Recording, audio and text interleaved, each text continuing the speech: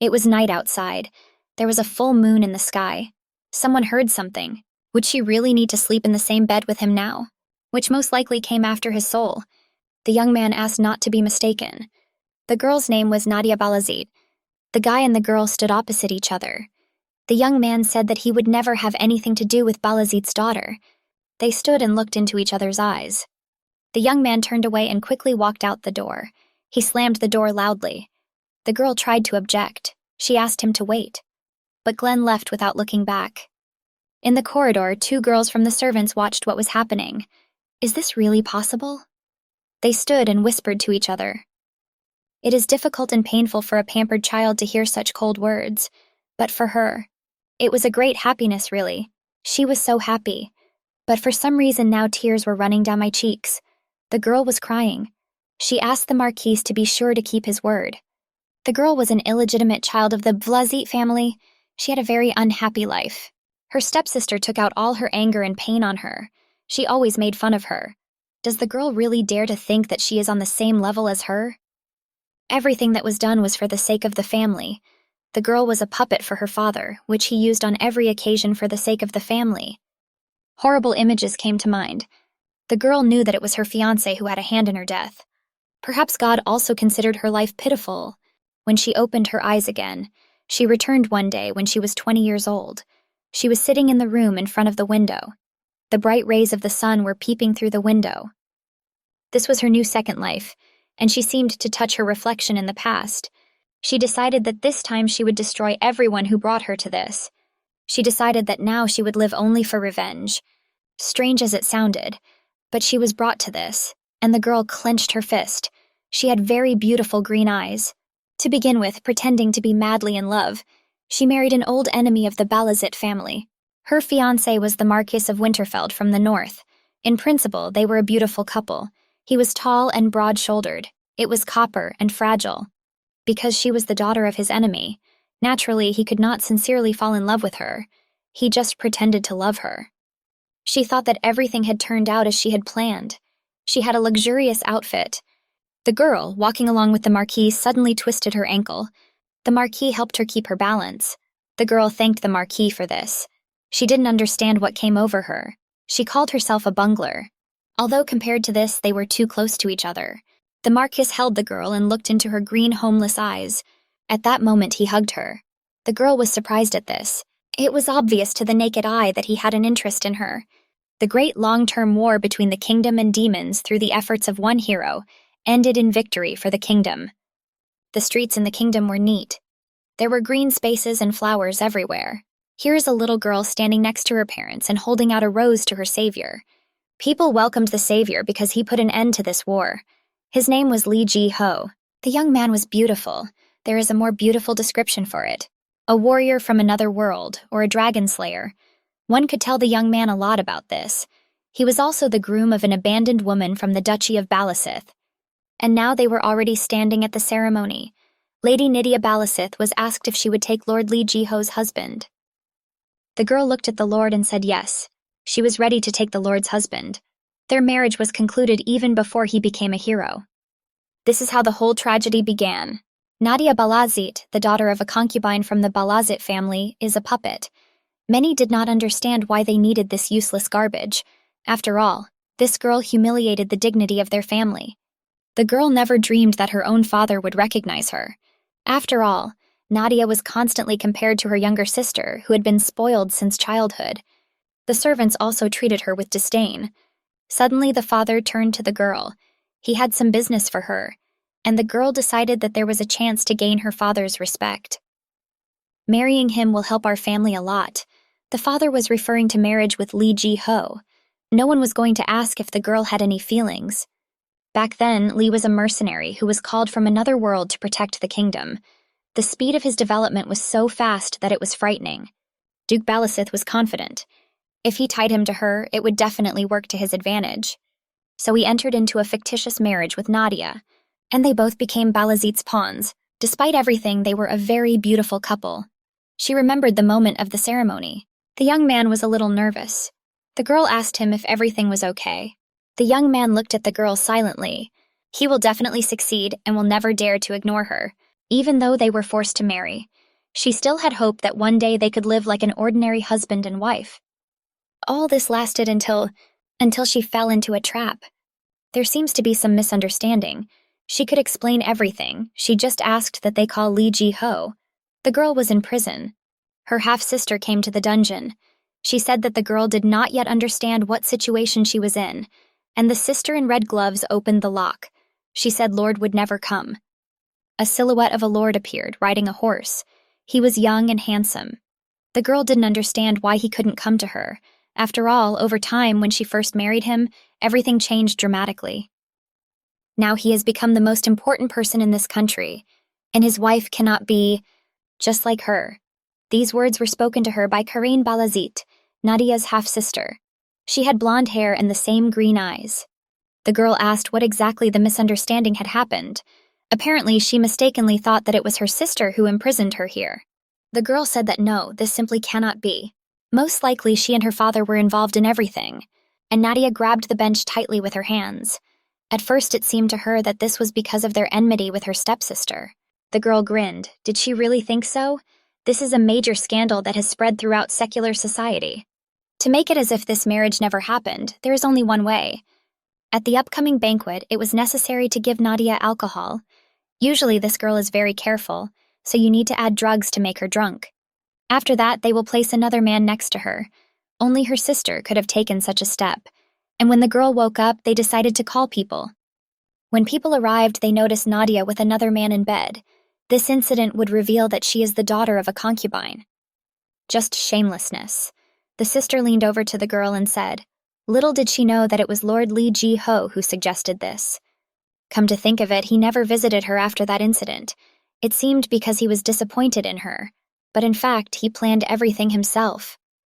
Even marrying her with his daughter as a concubine, he must have considered discrimination against him. If he had simply proposed a divorce, the girl would not have objected. After all, she was a simple abandonment. It was pretty stupid to hope for anything. After all, miracles do not happen. The sister answered. If he had used this option, then his reputation would have suffered. After all, he was a war hero. The girl looked at her sister.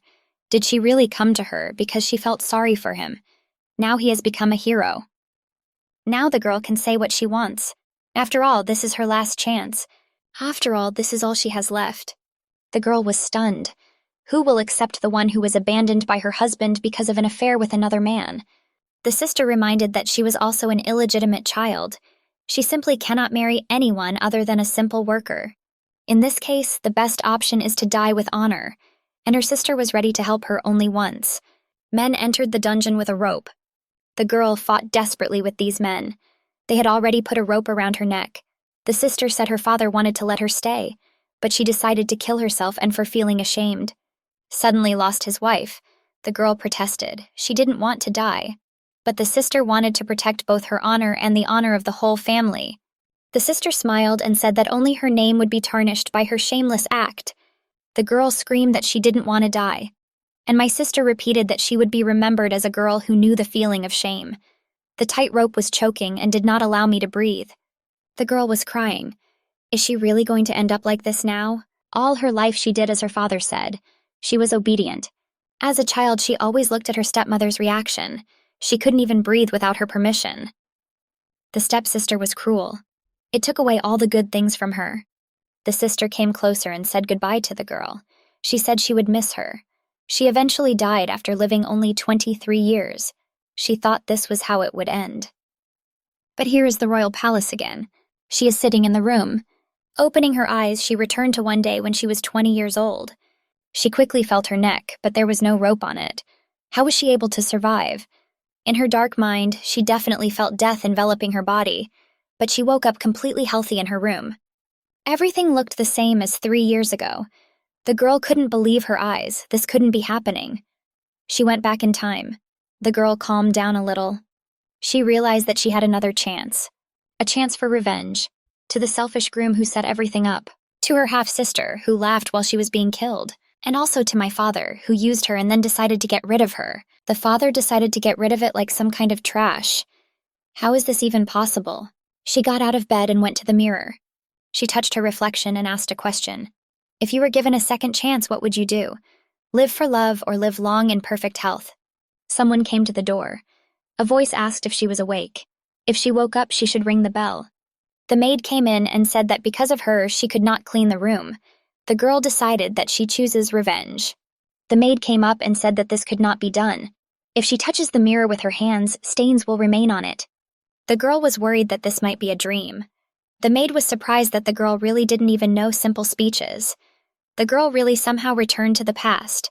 She remembered that the maid was responsible for keeping her room clean before Karain killed her 3 years ago. The girl remembered that on the day of the banquet, when she was captured, it was the maid who brought her a glass of red wine. She ordered alcohol from Karain. The girl drank it and lost consciousness. It was too suspicious to be called a coincidence. Then she did not understand that it was a trap and that the servant had deceived her. But now the girl already knew everything, and again she's not ready to fall for it again. The maid was surprised why the girl was looking at her like that. The girl said that she was just looking at the maid. She thanked her for always cleaning her room. The girl quickly went out, and the maid stood there and didn't understand what was happening. There was a feeling that the atmosphere had somehow changed. As soon as the girl walked out the door, there was another lady standing there.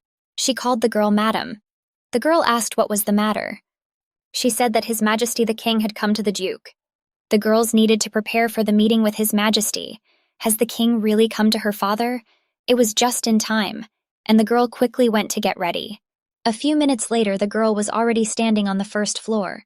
She called out to her father. She asked if he called her. Her father said she was very late. The girl said she had a good reason. She was in a hurry and got ready in a hurry. The girl's look was completely different. The girl felt this gaze. Her father looked at her like she was some kind of non-entity. In the past, she was afraid of this look and obeyed. The father said that he would tell her everything in essence. He asked me to listen carefully. The speech of their conversation will come from the triumphal ceremony. That's why the king came. The father asked the girl with Kareen to take care of the tea. One of the issues is the awarding of a laurel wreath to Lord Ji-ho, and she will have to do this. She just needs to agree. The girl said okay. The king came because of the ceremony to mark the triumph during the Kalai expedition. Holding such ceremonies has a long tradition. At the ceremony, an older girl puts a laurel wreath on the hero for whose sake the ceremony is being held. In other words, this is a declaration of love. The problem is that in this ceremony, one of the people who gets the honor, he is a northerner, which means he is the worst enemy of the South. This is probably why he wants to shift the focus to something else by letting her present the wreath. They want to tie Lee Ji-ho to her through marriage. Even if she decided to refuse, her father still wouldn't listen. But she needs a chance to be free from her father and Lee Ji-ho. The father asked to open the door. The girl and her father bowed their heads. The stepsister also leaned over a little. With this gesture, they greeted His Majesty. In the living room, a chair was covered with all sorts of sweets. Everyone was preparing for the king's arrival. The king said that he was really waiting for the Duke and suggested that they sit down as soon as possible. He said that most likely they already know why he came to him, that he doesn't know. After all, he can't read minds. At this time, the girl served tea. In my mind, I thought why the Duke was pretending to be stupid. The king said that the Kalai Expeditionary Force demanded a triumphal ceremony. He was sitting at the table. The Duke said they deserved it, and today it is necessary to do as they ask. He took a sip of aromatic tea. The king became angry. After all, that was not the problem, and who is in this detachment? At this time, the cup fell to the floor and the tea spilled. One of the leaders with the greatest merit is their worst enemy from the north, the Marquis of Winterfell. He will receive a lot of attention at this ceremony. Then the northerners will think too much of themselves. How can they talk about such things so calmly? That the king doesn't have to worry about it. He decided to shift the focus of the ceremony to something else. He has a plan to tie the northerners' hands. The second one demanded to talk faster. Nadia listened to their conversation and was surprised. Did he really take seriously everything her father said without hesitation? No wonder the northerners are unhappy. The father said that they would tie him in marriage. It was necessary to use your authority and order him to marry. Let his bride be the daughter of a nobleman from the south. Then they can stop him from teaming up with someone from the north. This was his plan. He was not at all interested in his daughter's feelings. Hearing this, the girl remembered the past, after she and Lee Ji-ho became spouses, as a reward for success in the expedition. The Marquis of Winterfell also got married. Of course, his bride was a girl from the family whom the father introduced to the king. According to rumors, she cried constantly because of the Duke's harshness. In the end, she just ran away. She felt sorry for the girl who became a puppet in her father's plans. The girl thought for a minute. And if now she is the girl, this means she can avoid marriage to Lee Ji-ho, and also avoid revenge. But the girl could not be rash. It was too early to talk about this yet. The king drank sweet aromatic tea. It was a good idea. Well, who would be ready to voluntarily give him their daughter? The Duke said that the king did not trust the devotion of his servants. For the sake of the country, people will certainly give up their daughter. The girl felt that it was about her, and she smiled sweetly. Here it is. This could be her chance. The girl turned to His Majesty. She asked for forgiveness. She wanted to tell him something. The king told the girl that she could speak. The girl said if they need someone who will have to go to the enemy camp to the north, then she can happily do it. The sister was stunned. How dare she get out of the conversation? The father was surprised. The sister said that she was from the Balazit family, who had served His Majesty all her life. Therefore, it is she who deserves the most trust. The king thought for a moment. She asked her father for forgiveness, and she asked to be allowed to marry the enemy for the sake of His Majesty and the well-being of their country. And the girl sat down condescendingly. After that, she opened her big green eyes and looked at her father. She would no longer be a pawn in his hands. Her father said, "Is she really going to marry the Marquis of Winterfell?" She didn't seem to understand what she was talking about. She must not know what kind of relationship I have with Winterfell. And the king thought for a second about the words spoken.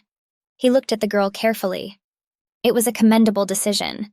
Well, just like her father said, their families are sworn enemies. It will be much easier to force someone else than to marry her to him. And if the Marquis does not want to take her as his wife, the king recalled that the girl said that she had a great idea. He wanted to hear her. The girl said that at this ceremony she would present a laurel wreath to the Marquis of Winterfell. The father decided that the girl was stupid. Will he really just accept it from her? The girl was sure that the Marquis would accept. After all, no one has yet refused a laurel wreath. The father grabbed his head. Such things had to be decided in advance. After all, they had already planned that she would present the wreath to Lee Ji-ho, and not the Marquis. The girl was confident in her intentions. She repeated, "He won't be able to refuse her, he won't be able to resist her." The father asked why she was so sure. The girl said that she overheard their conversation while she was preparing tea. The Marquis himself demanded this ceremony. Awarding a wreath is the meaning of this ceremony. All attention will be on the poor thing who was rejected. Of course, the hero is the one whom people love, but the love between two is much more interesting and exciting. People will quickly forget about his merits. Will he, with his own hands, decide to destroy everything he strived for? The girl looked at the king again. That's why he'll accept the wreath, and then His Majesty can influence him so that he cannot refuse. Then he simply will have no choice. And the father thought for a minute. The girl looked with her green eyes at her father. Everything said was true. The girl turned to His Majesty and asked him to insist on a barracks under the pretext of a plea from the official's daughter. Then he will become a benevolent ruler who wants to make the love of noble ladies come true. The king was surprised. This plan was insidious. Moreover, he was very convincing. The king was a little worried. After all, he must send the duke's daughter to the enemy camp. So he decided to ask his father first. What does he think about all this? The father did not know that his daughter had such a wonderful plan.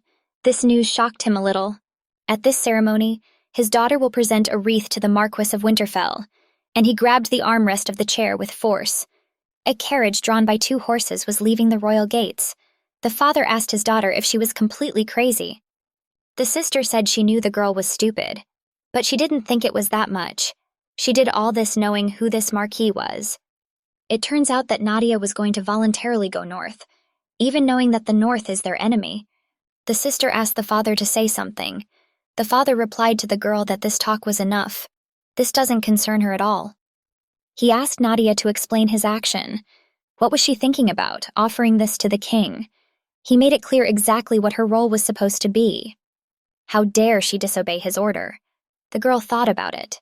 She received His Majesty's permission, but if she cannot convince her father, she will lose again. She had no desire to marry a stranger whose origins were unknown. At least half of it, but Balazit blood flows in her. Did she really do it just because of her tender pride? Should they now give all honor to the Marquis of Winterfell? The girl convinced herself that there was no need to be afraid. After all, she no longer wants to live like a pawn.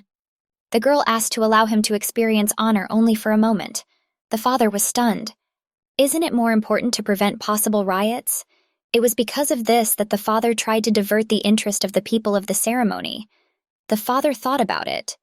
How did she know this was the question? But from her father's reaction, it was clear that she had hit the bull's eye. The reason why my father reacted so strongly to the glory of the Northerners. The fact is that the imperial family is a puppet of the Balazit Duchy. In other words, this is exactly what my father has been trying to achieve for so long. The king himself is in his hands. But at the same time, he is in the most vulnerable position. There have been many cases in such turbulent times as now. The heads of the province started a rebellion, so my father is worried. He threatens his position. The girl realized that she needed to dig deeper into what he was afraid of. Even if not at this ceremony, they will still gather secretly. And this ceremony is the best place for this. They are ready to give water to an animal that is thirsty and put a collar on it. If I marry him and my husband, we will quickly find out about the changes in the north. The girl asked to be allowed to do this for the sake of their family. The father hit his finger on the table. A thought came into his head. This made sense. This expedition did not go as he expected.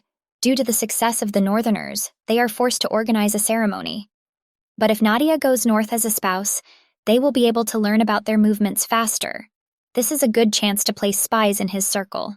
The father agreed. He decided to do everything the way she wanted. My sister was horrified. Is he really going to send her little sister north? What will happen to Lord Li Ji-ho? The father asked his sister to keep quiet. He said that he would help him find a new bride.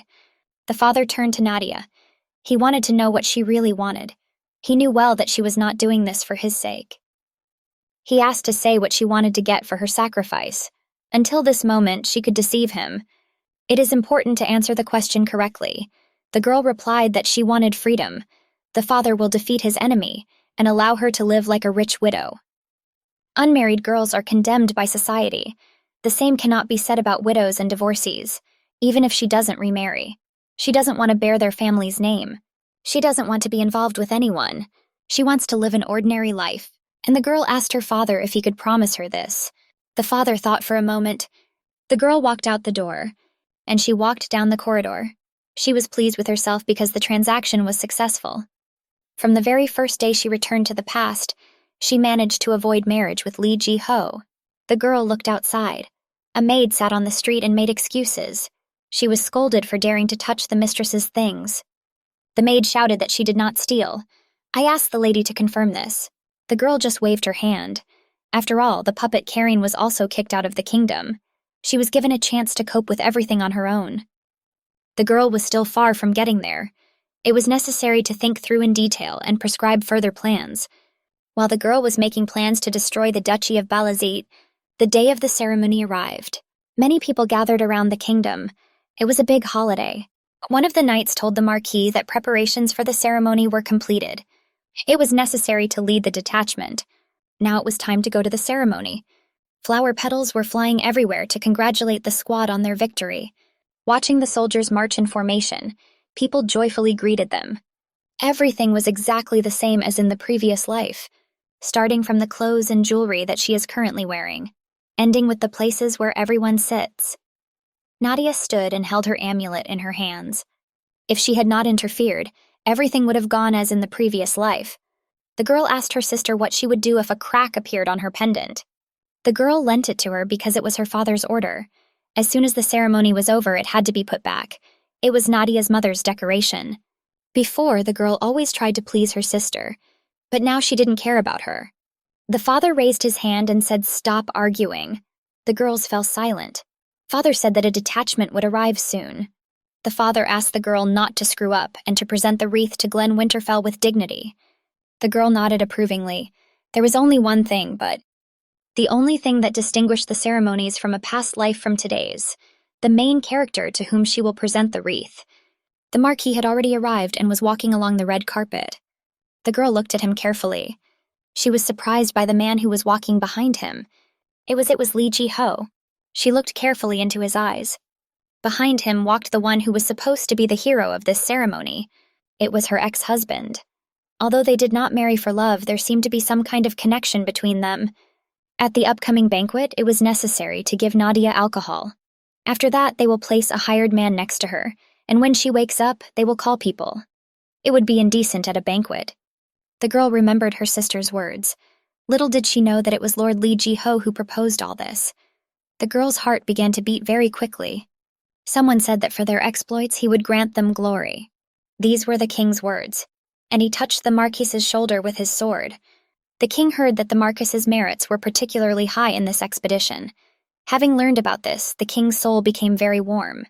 The Marquis asked for forgiveness and said that the rumors were exaggerated. Looking at him, the king remembered the past ruler of Winterfell. He was also an outstanding knight. The king said that his loyalty was worthy of praise. If his father, bedridden, knew about his exploits, he would definitely be happy. Nadia knew that the topic of her father was very painful for Marquis, but the king still spoke about it at the ceremony. The king decided to reward his family for their loyalty. The Marquis said that it was enough for him that he knew about it. In short, he said that young people in their time are very serious. By order of the king, the official ceremony began. Today they have gathered here to congratulate the heroes on their victory in the Kalia expedition. Immediately after this, the family greeting began, and the Duke of Balasith was the first to meet the Marquis of Glen. He congratulated the young Marquis. The Marquis asked the Duke to leave his post and rest. The Duke replied that even though he became a Marquis at such a young age, he still lacked a lot. Marquis said that nothing is difficult for a man in the prime of his life. The Duke thought that he really resembled the former Marquis in his ardor. It was about a person who had an accident, and he really felt sorry. It's time to hand over the gifts prepared for the heroes. Father called Nadia. The girl walked to the Marquis and carried a laurel wreath in front of her. The girl raised her eyes and looked straight into the eyes of the Marquis. She came up and handed him a laurel wreath. The Marquis understood why the Duke happily agreed to perform the ceremony. I decided to change the essence of the ceremony. Then the owner of that wreath must be Lee Ji-ho. After all, everyone knows that her father supports him. Initially, this ceremony was only for himself, so he should just quietly let it slide. The Marquis turned around and began to walk away. It would be nice if they paid them as a reward. But the girl approached the Marquis. She looked him straight in the eyes. He didn't understand why Balazit's daughter was standing in front of him. It was noticeable that the girl was worried because of the large number of people. The Marquis leaned over to the girl and said, most likely she made a mistake because of excitement. He suggested that Ji-ho was standing behind him and had black hair. The Marquis told the girl to walk slowly in that direction. Everyone will turn a blind eye to her little mistake out of excitement. But the girl said that she was not mistaken. The Marquis grabbed his head. What is it she wants to tell him? The girl said that the Marquis of Winterfell has not left her mind for a long time. She handed him a laurel wreath, and she asked to accept him. The girl said that she fell in love with him at first sight, as soon as I saw it. She immediately felt that he was the one who could take care of her for the rest of her life. The Marquis bent down and said to Lady Balasith, doesn't she really know what it means when an adult girl gives a wreath to a man? The Marquis was much ruder than they said about him. She said that she knew everything, and now she confessed her love to him, and she once again handed him the wreath. The king asked the Marquis why he was silent. After all, the beautiful ladies are waiting for an answer. Marquis said he didn't deserve the wreath. He can't accept it, he didn't like it, and he didn't want to fall for it. The girl expected such a reaction. He won't accept the wreath so easily. The girl whispered for him to forgive her, but it will also be beneficial for him to marry her. Nothing can be done, and she pulled his jacket. If he is worried that she is the daughter of a concubine, he can simply accept the wreath. There's no need to worry about her. It was necessary first to arouse pity among the people. The Marquis looked back at the girl. People began to shout why the Marquis did not accept this wreath. He put the young lady to shame. He takes it out on this young lady. The Marquis turned and told her to accept sincere love from him. The Marquis realized that the King Duke wanted to ruin the ceremony with his own hands. He quickly grabbed the wreath. He said that we would continue this long conversation later. He turned around and started to leave. The girl was happy. She succeeded. Everyone in the square began to applaud and whistle. People were happy with this ending. Nadia was happy that she could change the future. Night has fallen on the kingdom. The sisters and father stood near the carriage. Father laughed and congratulated Nadia. I told you it was worth it to see his confused face. He has no choice but to accept her offer. The girl laughed and asked not to thank her. Her sister stood next to her with an angry expression on her face. He was about to get into the carriage, but someone called out to him. Lee Ji-ho approached him. He needed to talk to him urgently. The father stopped and asked what was the matter. After all, the young man must be tired of such a journey. Why doesn't he go and rest? The young man said that she had to ask the Duke something. He heard that there was a ceremony for today, and he clenched his hands into fists. Lady Nadia was supposed to present the wreath to him. What happened? Why didn't everything go according to plan? The girl was surprised. Did his father really tell him all this in advance? The father said if he was talking about this, then it happened. The matter was urgent, so he could not inform, and asked for forgiveness. He said he would find a more suitable match for him. He asked me not to be upset. Lee Ji-ho said that he did not come as a duke to look for a new bride. He wanted to know why he changed plans. The duke said there was a reason for this. This is not the place to talk about this, and invited him to go into the carriage. The young man shouted that this was too much. Before he joined the army, the father asked what he wanted now. The ceremony has already taken place. Nothing can be changed anymore. The young man of the offended. In any case, the duke's mistake was that he did not warn him.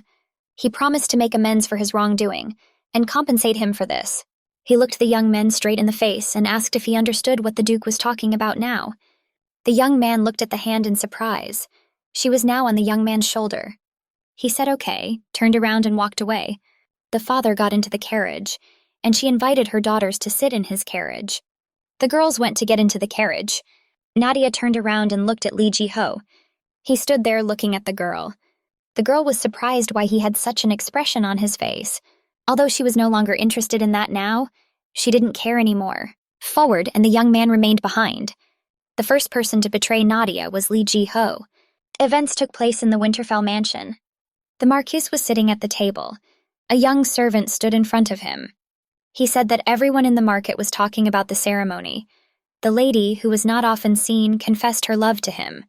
The young man said that the Marquis needed to somehow react to this, and if not, then they will simply marry him by force.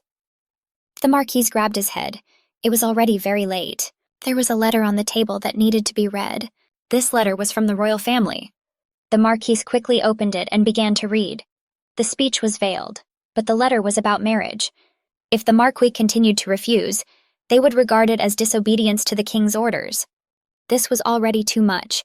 How could it be possible to do this? He obediently agreed to go on the expedition. Do they really need anything else? The Marquis's army pays taxes consistently, but despite this, they still continue to doubt him. Most likely it was Duke Balasith who spoke against him. After all, he wants to convict him of rebellion. The northern territory where Winterfell is located was not always part of the kingdom. It was repaired 100 years ago. Who differed both in culture and in many other ways, could not easily live with each other. The northern army defended the border in the north from monsters, what ensured security and fertility for the south, but the southerners looking at this considered the northerners wild and scary. Previous Marquis and Marchioness of Winterfell. Because of someone's conspiracy, we got into an accident. It is the Duke of Balasith who comes under suspicion most of all. He had no more enemies. And here the Duke's daughter presents the Marquis of Winterfell with a laurel wreath. There are two reasons why they want this marriage to take place. Firstly, to prevent the northerners from creating a union through marriage, and secondly, send a spy into the enemy camp. This is a great way to find out about a possible rebellion before anyone else. And also, Lord Lee, according to people with the ceremony, Lady Nadia was supposed to present the wreath to him. Everyone says that he was terribly surprised by what happened.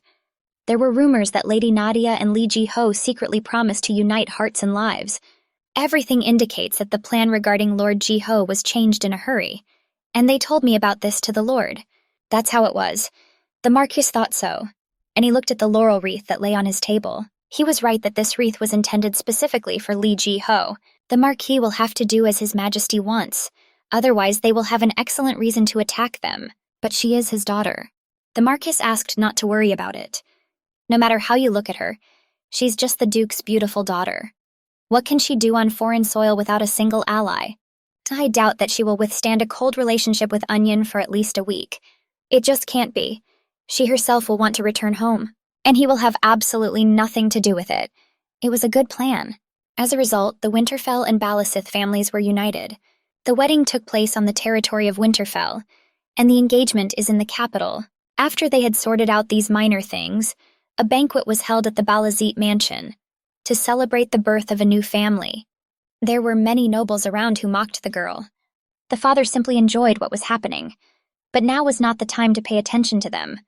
Nadia said it's dance time, and she invited the Marquis to dance. She was just a noblewoman in love who, burning with love, looks at only one person. She felt something at the ceremony. The Marquis of Winterfell became even more wary of the Balasith family. The Marquis danced and did not take his eyes off his bride. The girl decided to show the first thing, that she is not dangerous for the Marquis. He gently held her hand, and with his other hand he hugged her around the waist. They danced silently, looking eye to eye. The Marquis was wondering what Nadia was thinking about now. The girl widened her eyes in surprise. Now she was thinking about how wonderful he still is, Glenn. The Marquis was surprised that the girl called him by name, although he and her were not close at all. The young man asked to call him Marquis of Winterfell. The girl said okay and called him by name again. She laughed cheerfully. A silent question froze in his eyes. The music ended and the Marquis quickly removed his hand from the girl's hand. She had a very beautiful smile. The Marquis wondered if she would also be able to smile brightly in the north. He really wanted to check it out. The girl stood and looked after the Marquis. She couldn't read his thoughts, but she really wanted to. People behind her said that she was poor. And why did she fall in love with Severianin? It seemed that she could not even raise her head from shame.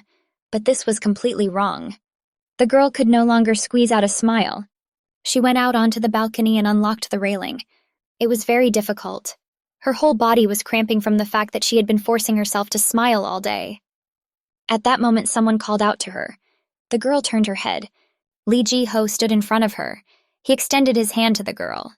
She asked what was the matter, and I was surprised why he came here. The young man said that he came because he wanted to ask her something. The girls were wondering what he wanted to ask her about.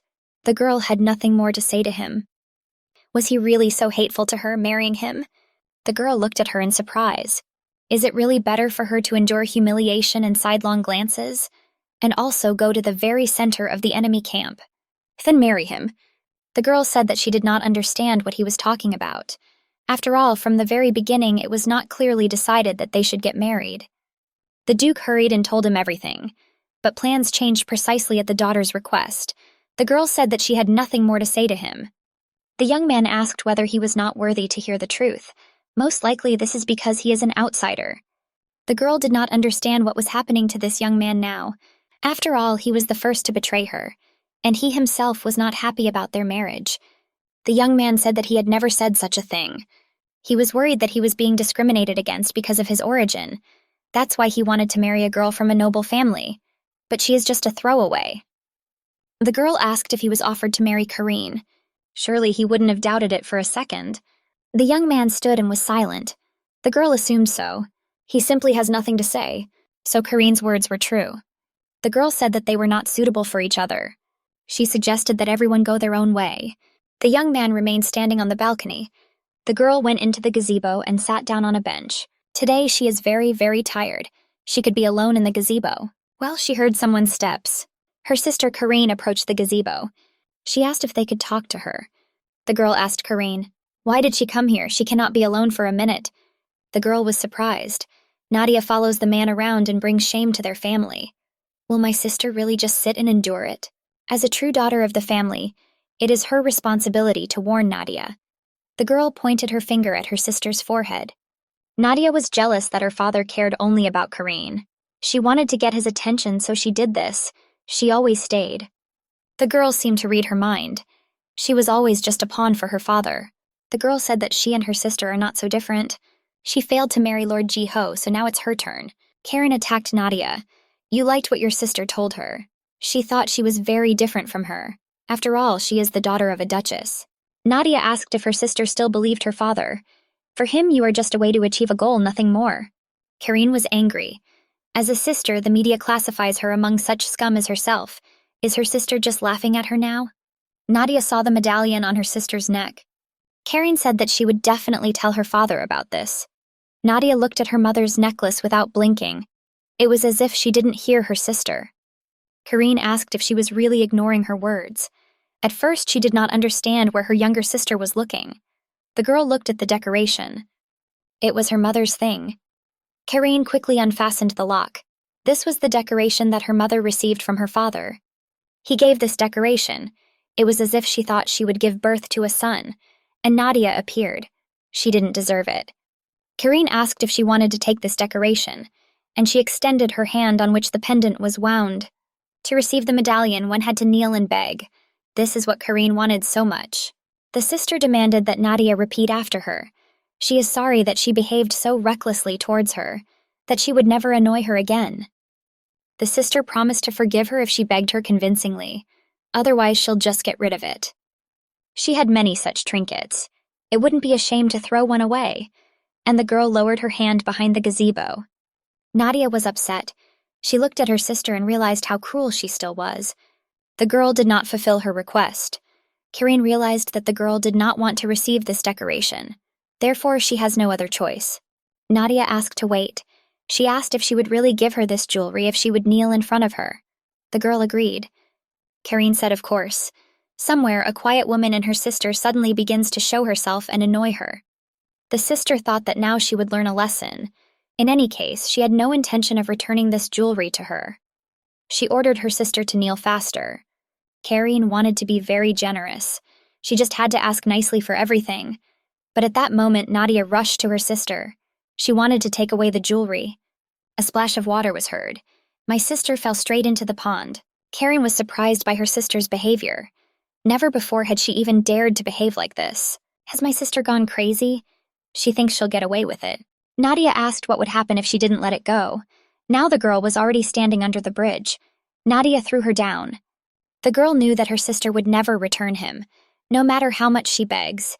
And so, in an instant, Nadia had the jewelry. Similar things happened in a past life. Then she obeyed Karine unquestioningly. Now the girl was smart and behaved completely differently. In a past life, she knelt down. But as a result, she was never able to return him. As a child, the girl thought a lot about this. Why does her sister have so much hatred towards her? She wondered if she would recognize her as her sister if she did as she said. But then the girl understood. That sister Karine hates her for no reason. So now Nadia has given her a real reason, the real reason to hate her. And the girl gave her hand to her sister to help her get out of the pond. The sister was stunned. Is she really the Nadia she knew before? My sister got goosebumps. It was as if there was another person in front of her. The courtiers came running to the screams. One man pointed and said that there was a man in the water. He asked to quickly bring a blanket to cover her. The girl had already gotten out of the pond at that time. One of the men threw his jacket over her. He asked if I was okay with her. Father appeared. He asked his daughters what the noise was, but it wasn't made in the middle of the night. Karen rushed to her father in tears. The father saw that the girl was very wet. Karine started to complain that she was a dirty girl, and she pointed her fingers at her sister. She wasn't going to leave it like that. She said that it was Nadia who pushed her into the pond. Was this really the end of her? Father asked Nadia sternly. The truth is true, or the girl is telling the truth. After all, my sister had proof, and she couldn't leave so easily. Nadia was surprised. She said that, despite all her hatred, how could Karen lie like that? After all, the sister did not listen to her. She still went to the edge. Nadia was just trying to get her out of there. Well, the lie brought shame upon their family. Karen was angry. She said that she was telling lies. After all, she threatened her mother's necklace, and she pushed her. Karen herself later let slip how everything really happened. The youngest daughter has a bad character. Why is the heirloom of the mother of the first daughter in the hands of the second? Is it really true that people love her more in sex? Karine protested. Everything was completely wrong. The sister wanted to make excuses. But someone put a hand on her shoulder. Her father asked her to shut up. He said that she was cold and asked to return to the room and rest. It's very easy to catch a cold. The girl said that this is not fair. She asked her father to listen to her. The father asked one of the men to quickly take Karine's room away. The girl tried to object, but the man led her into the house by the shoulders. The father realized that there was a small quarrel between the sisters. He was very sorry that it happened on such a bright day. Balazit's daughter brought such shame to the family. One of the courtiers said that they knew so. After all, someday this had to happen. She will be quiet for a while. Nadia was happy. The father did not side with Karine, contrary to what she expected. She didn't know that her honor was important to her father. Although she lived with him for 20 years, She returned Mom's necklace. Now she could safely leave this place, and the girl quickly walked along the path. The events took place in the forest near the lands of Winterfell. There were many men on horses and in cloaks in the forest. The horse stopped and kicked out, who shouted that to Mr. the gentleman said that the Fabians were too noisy and asked to return to their place.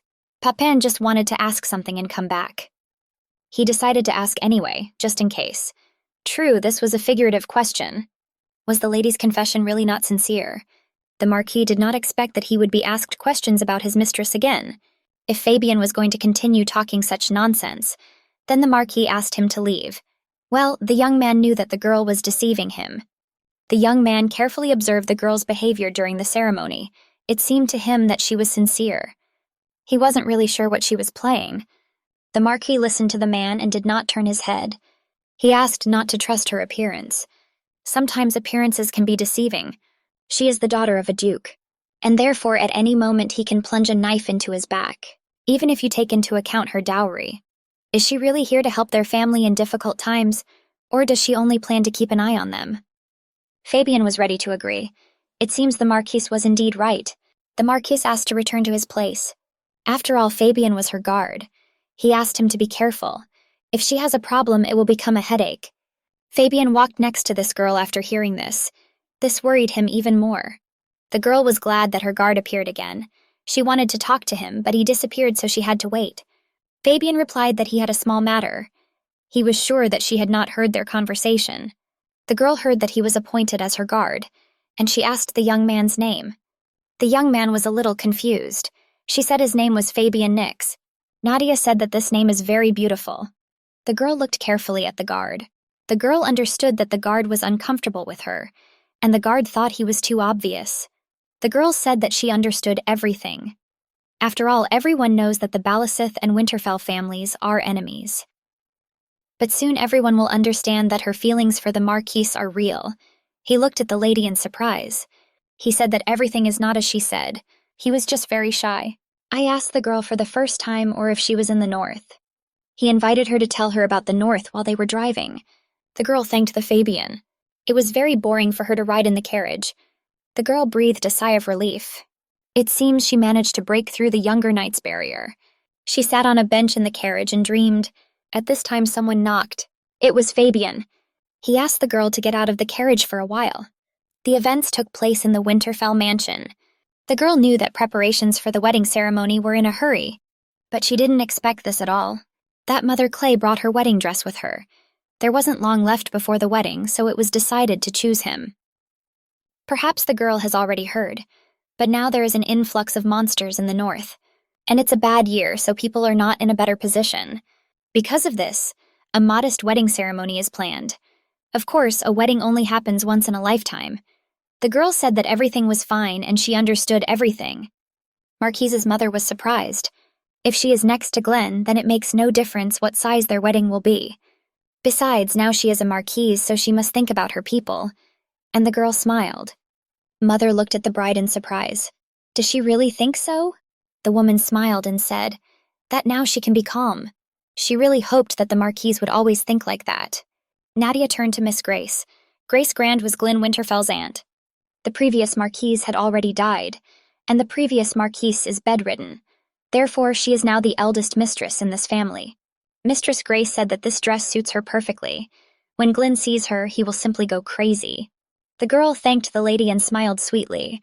She wouldn't really want Glenn to really admire her at the wedding. She would be only too happy. The lady looked at the bride again. She took strands of her hair in her hands, and she said that because of her father, Glenn was rude to her. Auntie told Nadia not to worry. After all, she is very beautiful. Over time, Glenn will understand everything and open his heart to her. And Auntie will help her with this. So there was nothing to worry about. It was necessary to concentrate on opening his soul. The girl knew what the mistress wanted to tell her with these words. She knows that Glenn has not yet recognized her. The girl smiled cheerfully. She said it would be good to remember these words. Auntie said that she had to go and left the room. At that moment, Nadia remembered. The aunt asked if the girl knew what was most important in conversion. Therefore, she needs to prepare well. The girl stood and looked in surprise at her aunt leaving. The most important was the first wedding night. The girl thought for a second, her eyes widened. She thought that the Marquise would not want to touch her, so he would refuse to spend the night together. But what if this man? He will offer to stay with him for the night, sleep together. These thoughts did not leave the girl's head after the conversation with Mrs. Grace. Words were spinning in her head. What is the most important thing in seduction? And also the fact that you need to prepare well. The girl constantly thought about it. Well, that was her way out. The girl was dressed in a white outfit. Her hair is more neatly styled in braids. In her hands, she held a bouquet of white roses. The thought that she needed to sleep together with the Marquise did not leave her head. At this moment, the man spoke. The bride and groom must say their vows. The girl looked at the groom and seemed to mentally ask him a question. Will they sleep together after marriage? To my wife, Glynn, do you take Nadia Balazit as your wife and swear to love her forever? The young man answered whether he would want to sleep with her. Now the question was asked to the bride. Does she take Glynn Winterfell's husbands? She thought that he hated her very much. In her hands she held a bouquet of white roses. But if he really wants it, what should she do then? She didn't expect this. The man repeated the question to the bride again. The girl said yes, confused. At this moment, it was necessary to seal their vow with a kiss. Glenn came close to the bride and looked into her eyes. All this time she was thinking about how she would share a room with him, and I completely forgot about the kiss. It should be so good, he'll just pretend they're kissing. What kind of cohabitation can we talk about? The young man reached out to the girl with his lips. He kissed her tenderly and truly. The girl opened her eyes wide in surprise. After the kiss, the Marquis looked into her eyes. The girl also looked straight at him. She was surprised and confused. At that moment, they were declared husband and wife, and the girl kept thinking about the fact that he seriously kissed her. For real. Night has come. The girl walked around the room and didn't know what to do. What should she do? She ran, now left, now right. She was running out of time. He should come soon. The girl grabbed her head. An unusual thought did not occur to her at that moment. Will they really sleep together? He actually kissed her at the ceremony. She remembered this kiss every time. The girl wanted to think about something else. At that moment, the door to the room swung open. Her husband, Glenn, stood in front of her. The girl was very happy to see the Marquis. He really came to her. The girl said that she was looking forward to it. What should she do now? What should I do? Where to start? The Marquis told the girl not to be mistaken. O addressed her by her first and last name. He said that he would never contact the daughter of the Duke of Balazit. He came to this room only to tell her this personally. He looked her straight in the eyes. At that moment, the Marquis turned around and began to leave. The girl asked to wait for him and not to rush. She screamed his name, but the door slammed loudly. After thinking a little, the young man walked away. The servant was standing near the door at that moment and saw everything. Crying was heard from behind the door. After all, the girl's feelings were sincere. Why was he so cruel? Nadia sat and sobbed, but it was actually a relief for her. What if he never changed his mind? What was she supposed to do then? And the girl went to the table. She remembered that she hadn't even eaten normally today, and she went to the table where there was food and a bottle of champagne. The beef jerky was very tasty. The wine was also slightly sweet. The girl decided to try fruit as well. After that, she went to bed. She felt good there at that moment. There's nothing more to worry about. The bed was very soft. The girl felt that she was about to fall asleep. Dawn has arrived. The courtiers were already actively discussing the incident that happened yesterday. The gentleman immediately left her room without staying there even for 5 minutes. He was very angry. Everyone was interested in the question of what happened after. Most likely they had a fight, so he got angry. Most likely she is very ashamed right now. One of the servants heard the girl crying for a long time. Was this really true? It just can't be. According to Aiden, the lady's maid, she looked like an unrequited girl in love who had been rejected. The servants thought that the girl would act arrogantly, but in reality everything was different. Despite everything, the gentleman could not do otherwise. One of the men said that it was necessary to force the maids to keep their mouths shut. By any means. There was no need to do this at all. I just had to close my eyes to it. Will the maids really be able to love her? The Marquis asked what the girl was doing at that moment. She didn't have much. She officially became a marquise. Shouldn't she look after the household? Has she really started spying on them? And the Marquis called Fabian to him. Fabian saluted the Marquis and walked up to him. He reminded Fabian that he was her guard. Does the Marquis really want Fabian to follow her? This is exactly what the Marquis wanted. Fabian had to watch the girl. Is she doing anything suspicious? Perhaps she sends letters to her parents' house. The Marquis asked Fabian to always be by her side, and at the same time report to him about everything. The girl guessed this. That's why he sent him to guard her. Fabian laughed. Everything was right. This day he had to take care of his mistress. Was he really angry that she was following him? And the girl thought for a second. She was very glad that the Marquis cared so much about her. The Marquis thought that she would feel uncomfortable with strangers and sent him. How good he was. Fabian laughed again. It was exactly like that, but in fact he came here to keep an eye on her, not to protect her, and she is so happy. He even felt ashamed. He said that he would wait for her at the door, and she can calmly go about her business. The girl realized that now Fabian would watch her all day long. The task was to somehow convince him that she was not a spy. The girl asked Gordon to bring her a business book. The girl opened the book and quickly began leafing through it. After that, she slammed the book shut, and she called Gordon again. The man was already standing nearby and listening to her order. The girl asked why they had so much debt. In a past life, she knew that the situation in Winterfell was not very good, but this amount was clearly too much. Gordon replied that this is the nature of the North. Every few years, they are attacked by a wave of monsters. Their earth is very depleted, so there are really no resources. And the sites, too. The girl asked if they really didn't receive a reward from the king for killing monsters every year. She asked what these funds were spent on. Gordon replied that thanks to that money, they were able to survive until today. More recently, Marquis took part in the Kalia expedition. Therefore, they can no longer participate in expeditions. The girl did not imagine that war would require so much expense. Gordon let it slip, that they didn't want to take part in it, but some people demanded that they do their duty. The man realized that he had said too much and covered his mouth with his hand. The girl realized that by the word someone, he meant her father. Gordon said his words should not be taken seriously. The girl leaned back in her chair and thought. In any case, she has already prepared a plan to make money, only she didn't take into account that the amount of debt was so large. It was interesting how the Marquise of Winterfell paid off her debts in her past life. Gordon said he had a good solution. The girl listened carefully to the man. The girl asked what this solution was. He says he asked if the girl had really now become part of the Winterfell family. Gordon said that if that was the case, he could tell it straight. In such difficult times for their new family. You can use her dowry to pay off all your debts. Can't she take advantage of this? Now the girl understood why he so easily gave her the seal and the key to the warehouse. If she helps, it will most likely please the Marquis. So the Marquise wants to check on her. Vazia wants to solve financial problems. However, this cannot be done. Gordon asked the lady to think again. She didn't say that because she didn't want to help the Winterfell family. Looking at the expense book, it is clear to the naked eye that every year the debt is slowly growing. Gordon previously said that the reason is especially the North. Therefore, her dowry will not solve all the issues in the long run. Yes, it may help this year, but not next year. Eventually, the debt will reappear and grow. Gordon was surprised. It's not that he didn't think about it, but isn't this a hopeless situation for their families?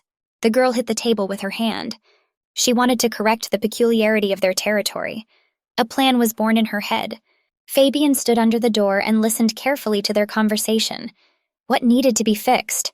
What are they talking about? Fabian heard her speech and quickly conveyed everything he heard to the Marquis.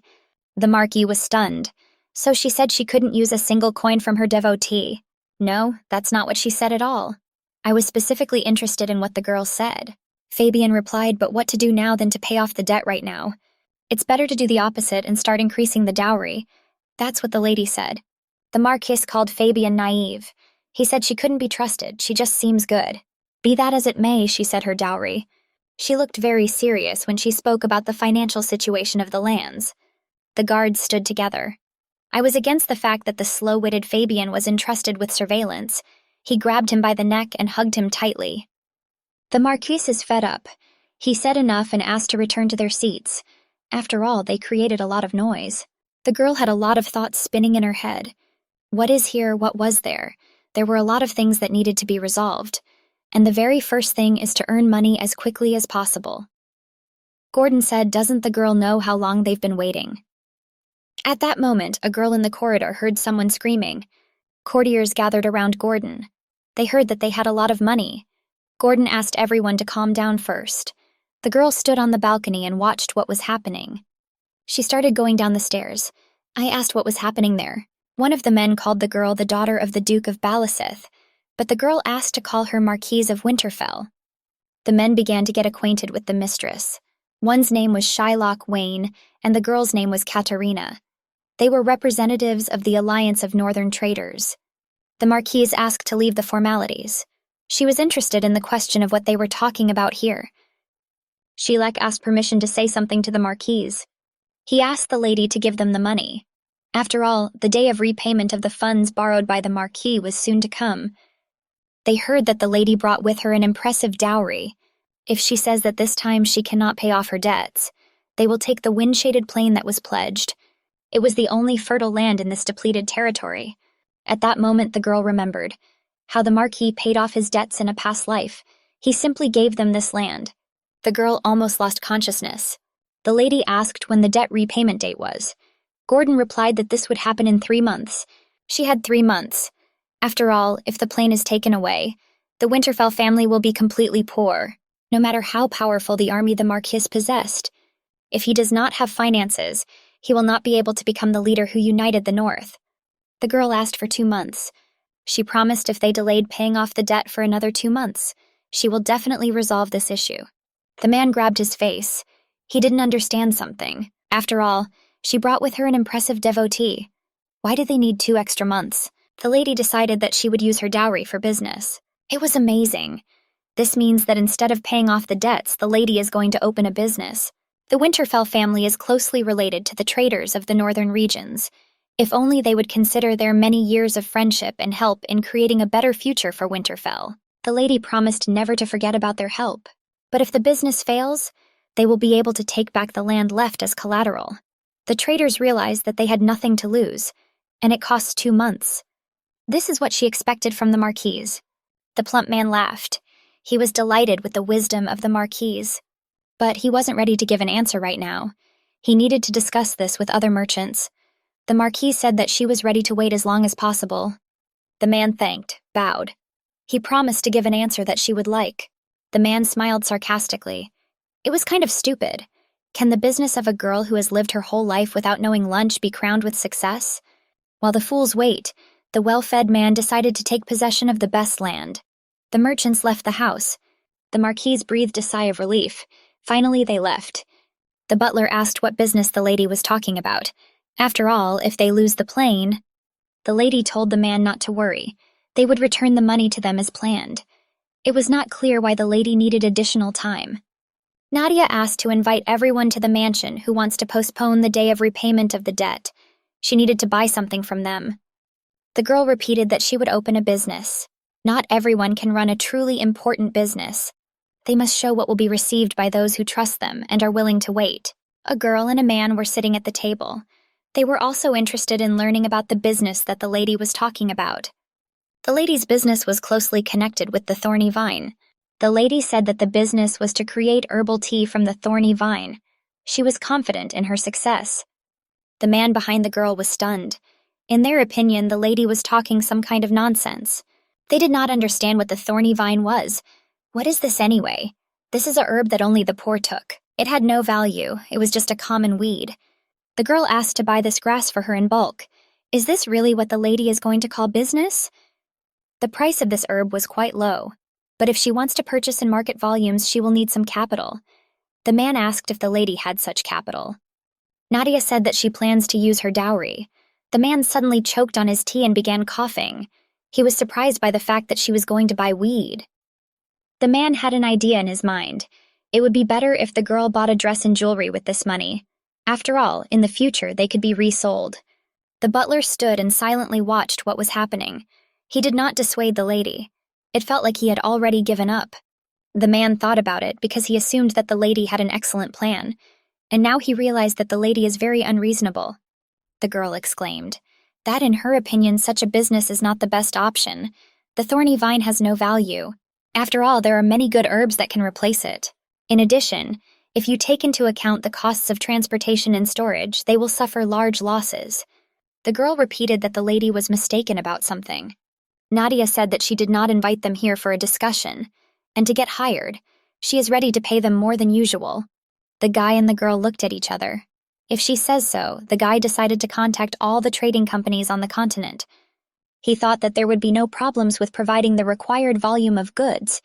Nadia was happy. She said that all hope lies with them, and she asked me to take care of everything without exception. 2 months have passed. Auntie picked up the cup and turned to her nephew Glenn. Mrs. Grace said that his wife still hasn't taken care of anything except her useless grass. She asked her nephew if he would continue to watch Nadia do nonsense.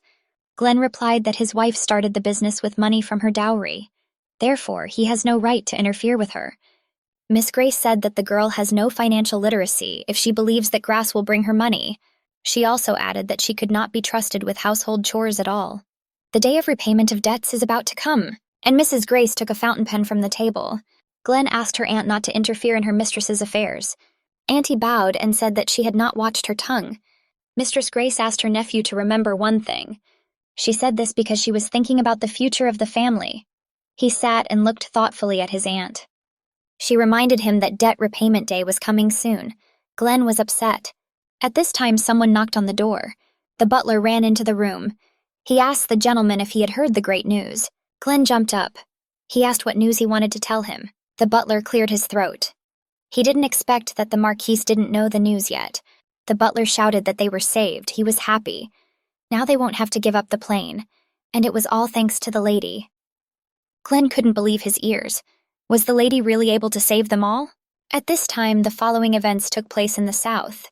The girl lay chained to the bed. She turned to her mother, and she said that she was in very, very pain. The mother looked at her child in horror. The girl was very sick. Suddenly, the mother noticed the girl's hand. The woman did not expect that she could blush so much. 2 young men were talking on the street. One told the other that this girl also fell ill with the plague. But this was not the only case. For the past few months, there hasn't been a day when they haven't burned corpses. Not only their village suffered, but also all the lands in the kingdom. Starting from the southern territories, people were really looking forward to finding a cure. At this time, someone called out to the young man. A man ran up and asked if they had heard the news. The men asked what kind of news they were talking about. The man shouted joyfully that he had finally found a cure for the plague. This medicine was tea and thorny vine herbs. They said that with its help you can be cured. Merchants barely heard this news. They immediately decided to buy prickly vine grass, but someone has already bought everything, and that someone was Miss Nadia. She stood on the bridge and watched the people. The seller shouted not to interrupt the line. There was a lot of goods, so there was no need to rush. The product was thorny vine grass. The woman was worried about her daughter, because she could die from the disease.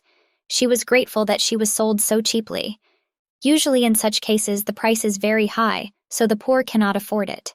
The guy replied that it was all thanks to the generosity of the Marquise. She made sure everyone could recover. A decree was issued to supply herbal tea at an affordable price, and to start with areas where the situation is more serious. Increasing the price or resale, as well as stockpiling of herbs, is prohibited. Everything was done to reduce losses among the poor. The man was worried that the southern territories would think that they had deliberately monopolized all the medicine in the north, so that the epidemic would flourish there. Well, that was a very low probability. First of all, I bought all the vines, and the lady did it. The girl recalled that she is the daughter of the Duke of Balazit from the south. Prickly vine grass sold faster than expected. Thanks to this, traders who agreed to wait and helped in business received great benefits. The day of debt repayment has arrived, but now the lady already had enough gold coins to pay off. It was necessary to pay 97,200 gold. This concludes Winterfell's debt relationship with the Greta trading firm. 10087 zlotys. That was all. The merchant couldn't believe it. The lady actually paid off the entire debt. Moreover, she offered cooperation only to those who agreed to wait. The girl approached Shylock. She said that the conversation with the other traders did not go well. She was really looking forward to a letter from him. This is how she tested them. The lady said if they had everything, then she asked only those who helped her with the business to stay, and she asked the rest to quickly go to the exit. The lady said that she would wait for the day to meet him again with Mr. Shylock. Shylock replied that he would also be waiting very much. Until then, may everything be fine for everyone. Shylock clenched his fists. He didn't expect that this girl seemed so smart. Glenn stood and looked at the carriages leaving the palace grounds. The lady asked if he believed her now. The girl said that after increasing her dowry, she dealt with her debts. Glenn was surprised. She can't see the future, but somehow she knew about what would happen. The lady said that when she was in the South, she accidentally saw a report from the head of the lands in her father's office. Then she assumed that the plague would spread throughout the kingdom. Glenn could not understand how the girl found out about the cure for the plague. The mistress said that the maids who looked after her as a child used to lead a nomadic life. Every night she told her about her life. And once she said that the thorny vine herb can help with a fatal illness when heat covers the whole body. That was all, of course. The girl needed to come up with some kind of story for the Marquis. Glenn stood and looked attentively at Nadia. He asked her forgiveness for misunderstanding her, and he once again asked her for forgiveness. The girl was pleased to hear about this, and she also thanked the Marquis for telling her about it.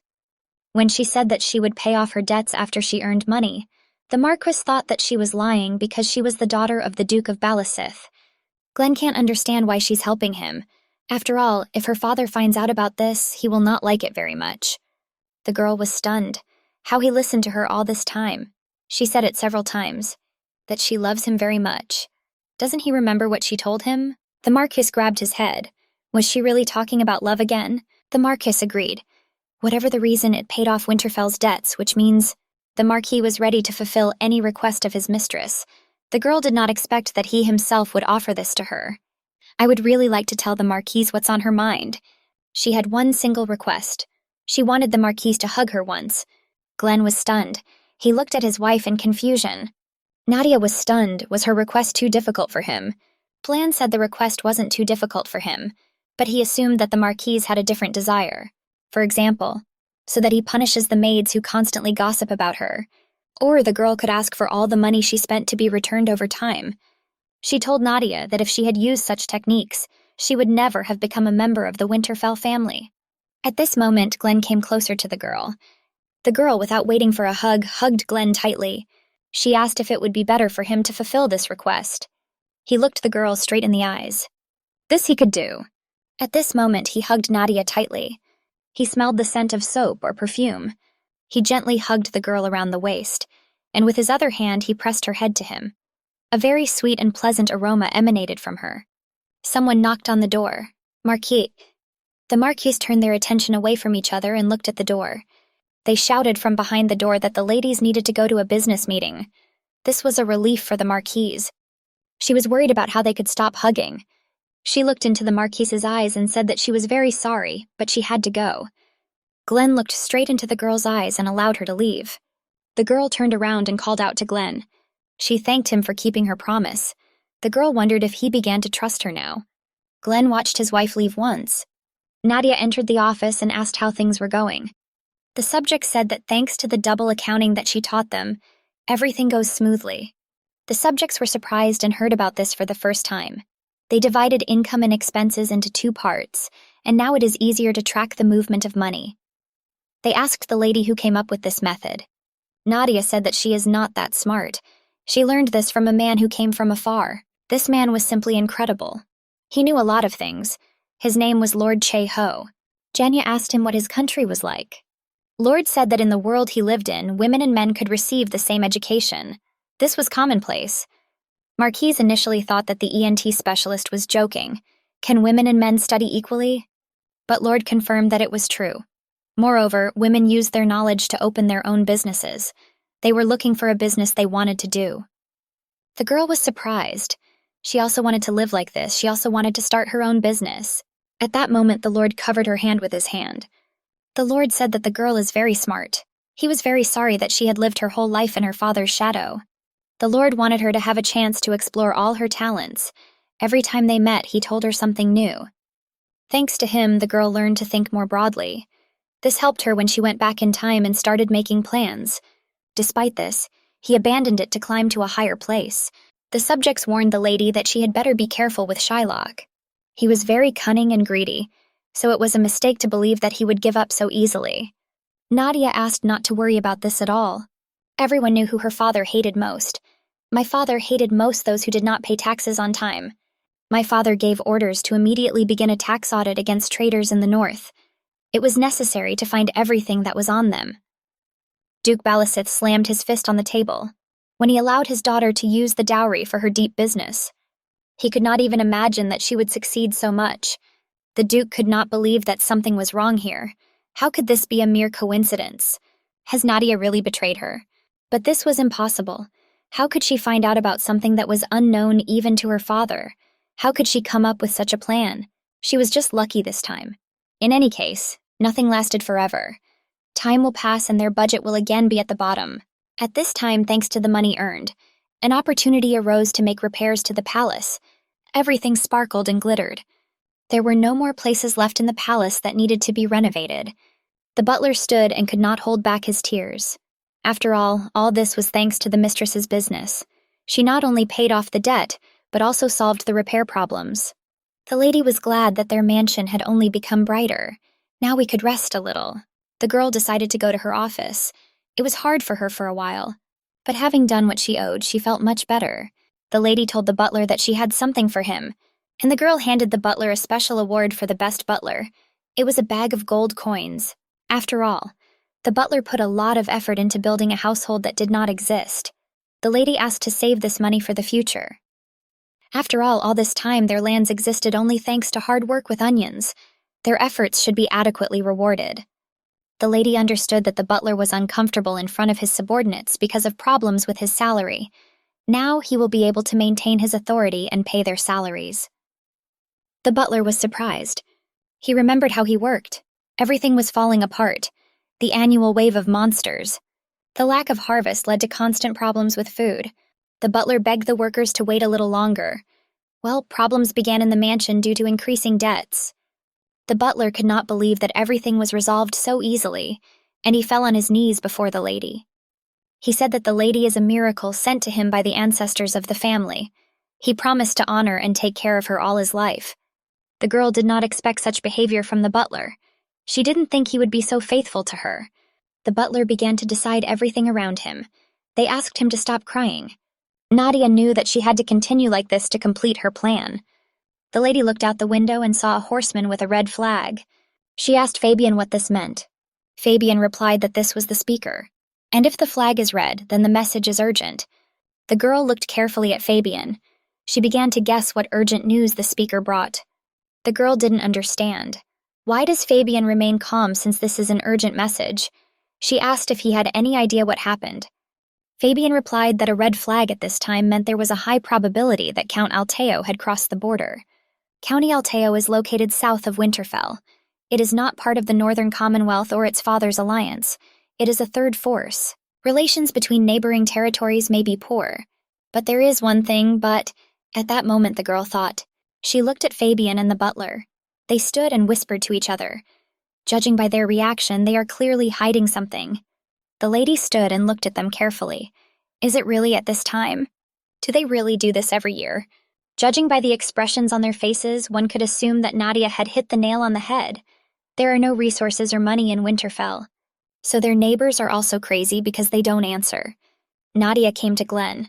She said she heard the news. They say their neighbors are encroaching on their territory. Glenn said this happens sometimes. He asked not to worry, and he promised to return soon. Nadia couldn't believe her ears. Did he really decide to go to the battlefield? How can she not worry? Glenn watched his wife's reaction carefully. It would be strange if she didn't worry when her husband goes to war. This was a normal reaction. Fabian asked not to worry. After all, Winterfell's army is the strongest in the north, not even in the north, but throughout the entire kingdom. And Glenn is the strongest warrior in the entire army. Therefore, Alteo's low-grade soldiers cannot be their opponent. Nadia listened carefully. Video of how confident he was, she really had nothing to worry about. The girl thought for a minute. Maybe you should think about which territories to take from your enemies. But if they always win, then where are the Earths? Besides the northern territories, he owns nothing else. Madame asked if wars often happen with Alteo. Fabian confirmed that everything was correct. Then they had many chances to take their lands. Why didn't they do this? Fabian began to speak indistinctly. Glenn added at this point that it was all because of the fortress. On the battlefield, they win, but as soon as they feel threatened, they hide in the Balong fortress. Nadia had heard this name somewhere before. Fabian agreed with the gentleman. They were too mean.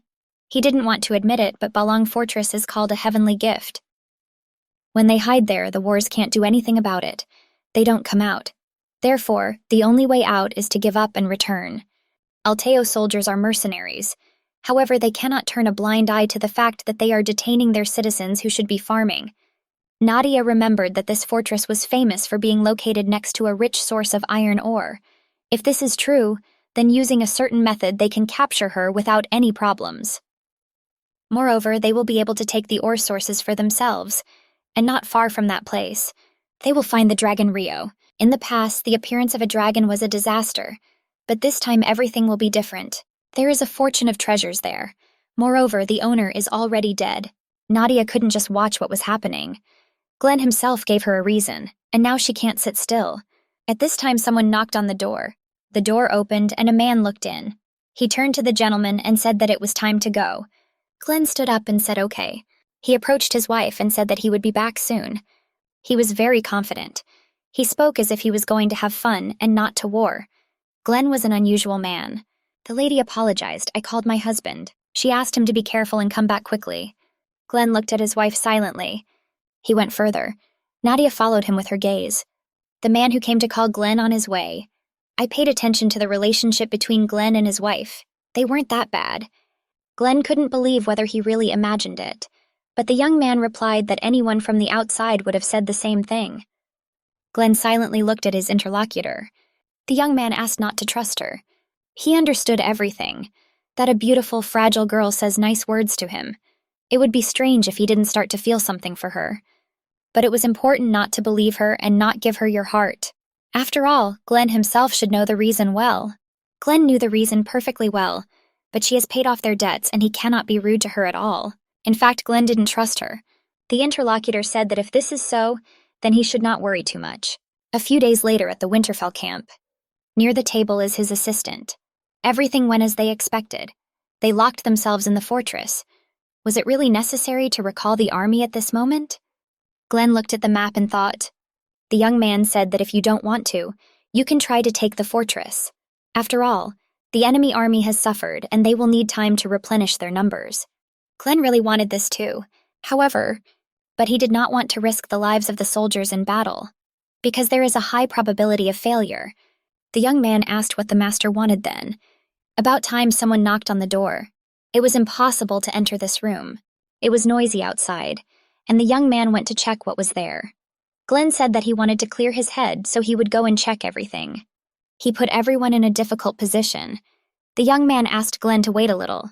At this time, he removed the curtain with his hand and looked at who had come. A person in a black robe stood in front of him. There was a hood on his head. Well, who was surprised at Glenn because his wife was standing in front of him? Glenn was surprised why she was there. The girl took off her hood from her head, and she told her husband that they had not seen each other for a long time. She also added that she missed him very much, and she looked at Glenn with her big green eyes. Glenn asked Nadia why she was there. The girl was glad that everything was fine with the Marquis. It was a big relief. A couple of days ago, she wished him a safe journey. The war was going according to plan, and he was already thinking about returning home. He had no idea what was going on in her head. He remembered how Nadia was stunned by the news that he was leaving for war. She was very worried at that moment. Did his wife come here because she was worried about him? She smiled and closed her eyes. Glenn also closed his eyes for a second and thought, well, that can't be a question. He suggested that his wife go inside first. Nadia investigated for Glennie. She came in and sat down on the table.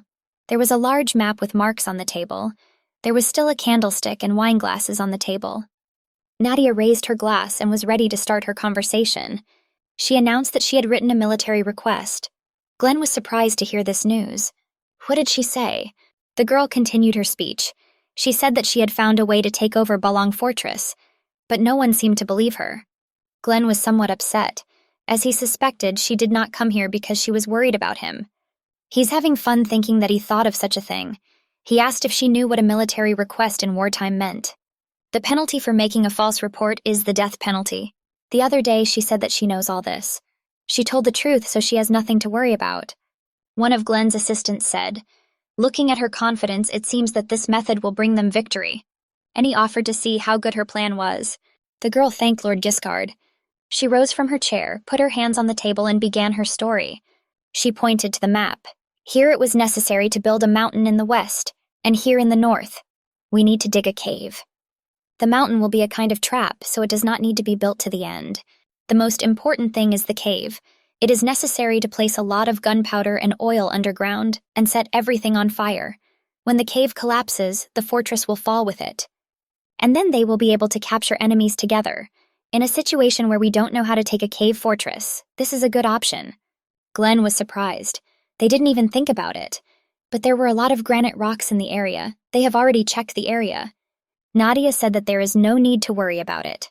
After all, she saw her father in his office with information about the weak point of the Balong fortress. There are many soft rocks in the north of the fortress. There won't be any problems. The problem with the Balong fortress was a headache for his ancestors. If they just back down now, someday it will come up again. If Nadia is telling the truth, the girl said that she could vouch for the materials and her father. After all, he collected them in case someone became his enemy. The Duke of Balazit had a lot of such pieces of paper. Lorge Giscard did not trust the girl. After all, she herself was from a family who was sitting. There was nothing he liked about her. Glenn joined in the conversation. He didn't like Lord Giscard's attitude towards Nadia. Glenn asked if the problem with Balong Fortress had not bothered them all.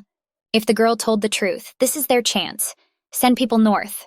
It will not be so difficult to check whether there are really a lot of soft rocks there or not. Since the girl was willing to bet her life, it didn't seem like she was deceiving them. Nadia knew it. Only her husband trusts her completely, but everything was true. She wanted to help them. Glenn was surprised that the girl called him her husband, and also that she was sure that he trusted her. That's not what Glenn meant at all. But he remained silent. The girl took his hand with hers. Glenn asked to take care of yourself and consider this his order. At this time, the Lord was already on the ground and feeling the ground with his foot. It just can't be. Everything the girl said turned out to be true. The girl didn't lie. The fortress began to collapse. The order was given to begin the assault. A man sat on the floor and said that he was giving up. The Marquis of Winterfell stood next to him. He pointed his sword at the man. The man asked whether he really didn't know about aristocratic pride. Even if he is his prisoner, he is still a noble. And it is necessary to follow aristocratic laws. I was surprised that the man started talking about pride, about laws at the very moment when he was defeated. Less than 6 months had passed since the Winterfell army returned from the Kalia expedition. The soldiers sacrificed themselves for the sake of the kingdom, and he, without even allowing them to rest, declares a new war. Is this really pride? The man stood his ground. He convinced the Marquis that he could not kill the nobleman, and if he hurts him. At that moment, a female voice said that Count Alteo had said everything correctly. Gorak wondered why the girl was here. It was Nadia. She said that even though he won the war, he simply cannot take his life. But there is another option. They lost and were captured. Count Alteo committed suicide out of shame. This is the only way to preserve the pride of an aristocrat. The Count was stunned. Who's that girl? She's most likely some kind of crazy person. At this rate, he really could die soon. The Count threw himself at his feet and began to beg for his life. He said if they let him live, he will give them all the wealth. The girl slipped him a non-aggression pact. If he signs it, they can keep him alive. The Count picked up the document and quickly ran his eyes over it. It was stated in the document that the county of Alteo has not attacked the land of Winterfell for 30 years. Secondly, the county of Alteo, as the losing side, will pay 100,000 gold. The third county will transfer all rights to the Rhineland, including the Balong fortress. The points were categorically non-negotiable. In the eyes of the document, she looked at the lady and the gentleman. The girl asked why he was sitting. It is in his interest to sign everything quickly. The men clinked their glasses so that foam flew. They were ready to have a lot of fun today. Enthusiastic exclamations were heard everywhere. Luxurious tables are set. The beer flowed like a river. It became easier at heart. They finally sorted out this protracted war for territory. The Lord recalled the look on the Count's face when Nadia took out the contract. No one expected that a loophole could be found in the Highlands, and all thanks to the one who suggested it. The first person to suggest this was Mrs. Someone offered to drink to the lady. Glenn supported. First the thorny vine, now war. She helped them completely. Glenn thought about it. At first it seemed to him that she became close to him only because she was sent to spy, and he remembered the moment when the girl gave him a laurel wreath. But she's completely... Glenn asked Fabian why he couldn't see his wife. At this time, Fabian was gnawing on a ham. Fabian said that the lady was very tired and wanted to rest at home. The girl was sitting in her room at the table. She was thinking about something and writing a letter. She thought about how to quietly hint to him about the dragon's whereabouts.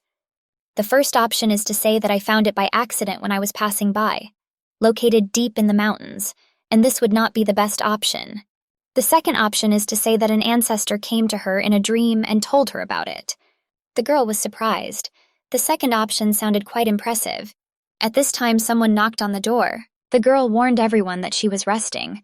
Who could it be? Nadia said, "We can come in." Glenn stood on the threshold. She thought that the master was celebrating with everyone. She was interested in the question of what brought him here. Glenn said it was thanks to her that they were able to win, and he said that the best option was for her to go to the soldiers. And he extended his hand to the girl. The girl was surprised whether he was really ready to accompany her. Why did he himself propose this? And she looked the gentleman straight in the eyes. She quickly put her hand on the master's hand, and my thoughts were spinning about how she got into trouble. The girl smiled sweetly. As they walked down the corridor, Glenn said he heard from Fabian that she was tired and wanted to rest in the room, but when he entered, the girl was not sleeping at all. The girl said she couldn't sleep thinking about new territories. Finally, we didn't get them, and we had to think about how to use them rationally. She was especially concerned about the question of how best to use the mine. Iron ore production will therefore increase, and at that moment the girl twisted her ankle. Glenn immediately caught her from falling. The girl thanked. She seems to have relaxed too much. Now she can stop worrying about him and his safety. It was strange to her that she twisted her ankle. Glenn looked her straight in the eyes. His face was very close. Nadia told Glenn that he could let her go already. The young man also let go of the girl for a second, and he asked her to be careful. The girl was surprised. First, he offered to accompany her, but now he simply told her to be careful. At this moment, it was felt that the atmosphere had somehow changed. I never walked forward along the corridor. They entered the room where the men had gathered. They animatedly discussed Count Alteo's confused face. There was a roar like in a market. At that moment, the men saw that the mistress had entered. They immediately became silent. The lady realized that the warriors were already drunk. She knew this would happen, so I didn't want to come.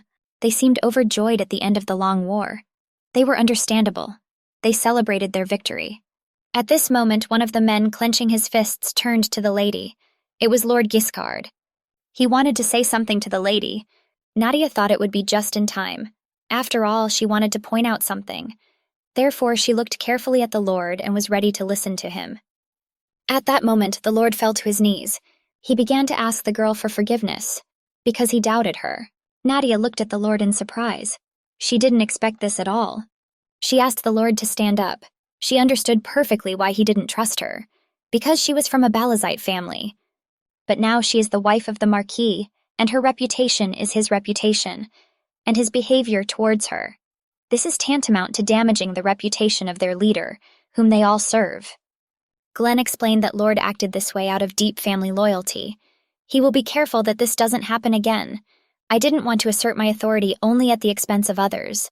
She herself decided to give him a worthy punishment. He understood perfectly how much of a mistress he was, and he was ready to happily accept any of her punishment. The mistress said it would be difficult for him to endure the punishment alone. However, if you divide it, the burden will not be so heavy. They couldn't understand how to divide the punishment. No one even thought that their mistress was such a person. The lady said that each of the warriors would be punished, and she smiled slyly. Her punishment was that everyone, without exception, had to drink a penalty. The men were surprised by this punishment. They are confident that they can cope with this punishment. The lady was also a joker. She was glad that everyone was happy. And at that moment, the mistress asked the servant to bring what she asked for. Salu listened to the order. She took a transport table and carried a barrel on it. It resembled a barrel of beer. The warriors thought that this was too much. The lady laughed. After all, it was just beer, not vodka. And the penalty area should look exactly like this. Nadia said that she would personally pour the commander herself. The Lord thanked her. The Lord thought about it. Everyone took this situation as a joke, but it was much more than that. She points out his stupidity, attracting the soldiers' attention. Moreover, she makes everyone remember that she is above them. She was definitely not that simple. As far as possible, a nobleman actually appeared in the north, and the Lord began to drink from the barrel. She commanded that you can approach the next one. The soldiers lined up. Everyone wanted to drink a foamy drink from a barrel. Nadia laughed and asked not to worry. There's enough drink for everyone. At this time, Glenn stood and silently watched what was happening. His lips broke into a smile. Night has come. The door opened without noise. That's why I entered the Marquis's office in a robe and with a lantern. Having placed the lantern on the table, someone began to sort through the papers. It was Nadia. She found something that interested her and laughed merrily. She was sure that everyone in this family, even the ancestors, should thank her. 4 days have passed. The events took place in the Belong Fortress.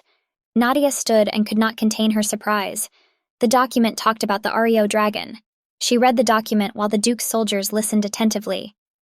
Everyone was surprised whether we were really talking about the Ario dragon. Everyone was stunned. They just received these lands, and then there is such a problem. The Marquis was not surprised. After all, everything went suspiciously smoothly, and because of the dragon, they will not be able to get rid of these lands. The lady said that we need to come up with something. She didn't think they were too worried. Dracona is long dead. Glenn couldn't believe that the dragon's owner had died. Count Althea apparently just received the report and has not yet had time to start excavations. Therefore, all accumulated rare items can now be theirs. Glenn was surprised why something good happened so often. This could not be a question. He had never been so lucky. Nadia seemed to mentally read the Marquise's thoughts. She realized that he did not believe in such a large dacha, but it was all thanks to her. Glenn asked how she read the document. After all, they saw him too, but we decided to skip it since Count Alteo's scribbles were too clear for me, and the beautiful girl read it. The girl wrote this document with her left hand.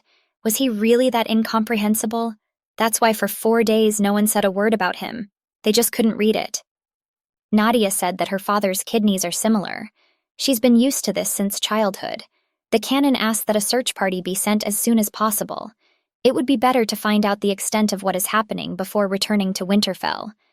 Glenn was surprised that Nadia had many different talents, and he said this to her. The lady was surprised. Glenn gave the order to Anils. He asked to quickly send a detachment in search of the dragon. Summer has passed. Cold winter has arrived. Glenn arrived on his horse and inspected the lands. Now this fertile land belongs to Winterfell. But there was one problem. There weren't enough farmers. Because of this, most fields simply sit idle. This was all due to the fact that Count Alteo was extorting large taxes from farmers who rented land. People began to die of hunger in the spring when there was not enough food. Eventually, people simply fled the county, Glenn thought. When the agricultural season begins, he will be able to strengthen his forces and prepare for civil war, even if he forces farmers to move here. In such open spaces, there will still not be enough workers. The Lord suggested that the gentleman consider returning those who had escaped from slavery to the farmers. He only asked for an order. Lead all the surrounding areas. The peasants most likely created their own village and live in it. Nadia said that this is not the best option. If they force them back, it could affect the Marquise's reputation. The best option is to involve stray people, when they can easily solve the problem of labor shortage. It wasn't a bad idea. The problem was whether they would want to stay here. Even if Glenn was willing to cut taxes, they won't trust him so easily. From their point of view, Alteo is a terrible territory. The truth becomes obvious only after time. Nadia looked at Glenn. He looked at the girl and thought. He wondered what she was thinking about again. He asked Nadia if she had any idea about this. The lady was surprised. Is he really asking her opinion? Well, why is this happening? Is it really that noticeable on her face? Nadia said if Glenn would lend her a sword, she could solve this problem. Glenn was surprised. Should he lend her his sword? But why? After all, this sword. Chapters that are passed down in the Winterfell family from generation to generation. It's an heirloom, but what is she going to do with it? And he took the sword with his hand.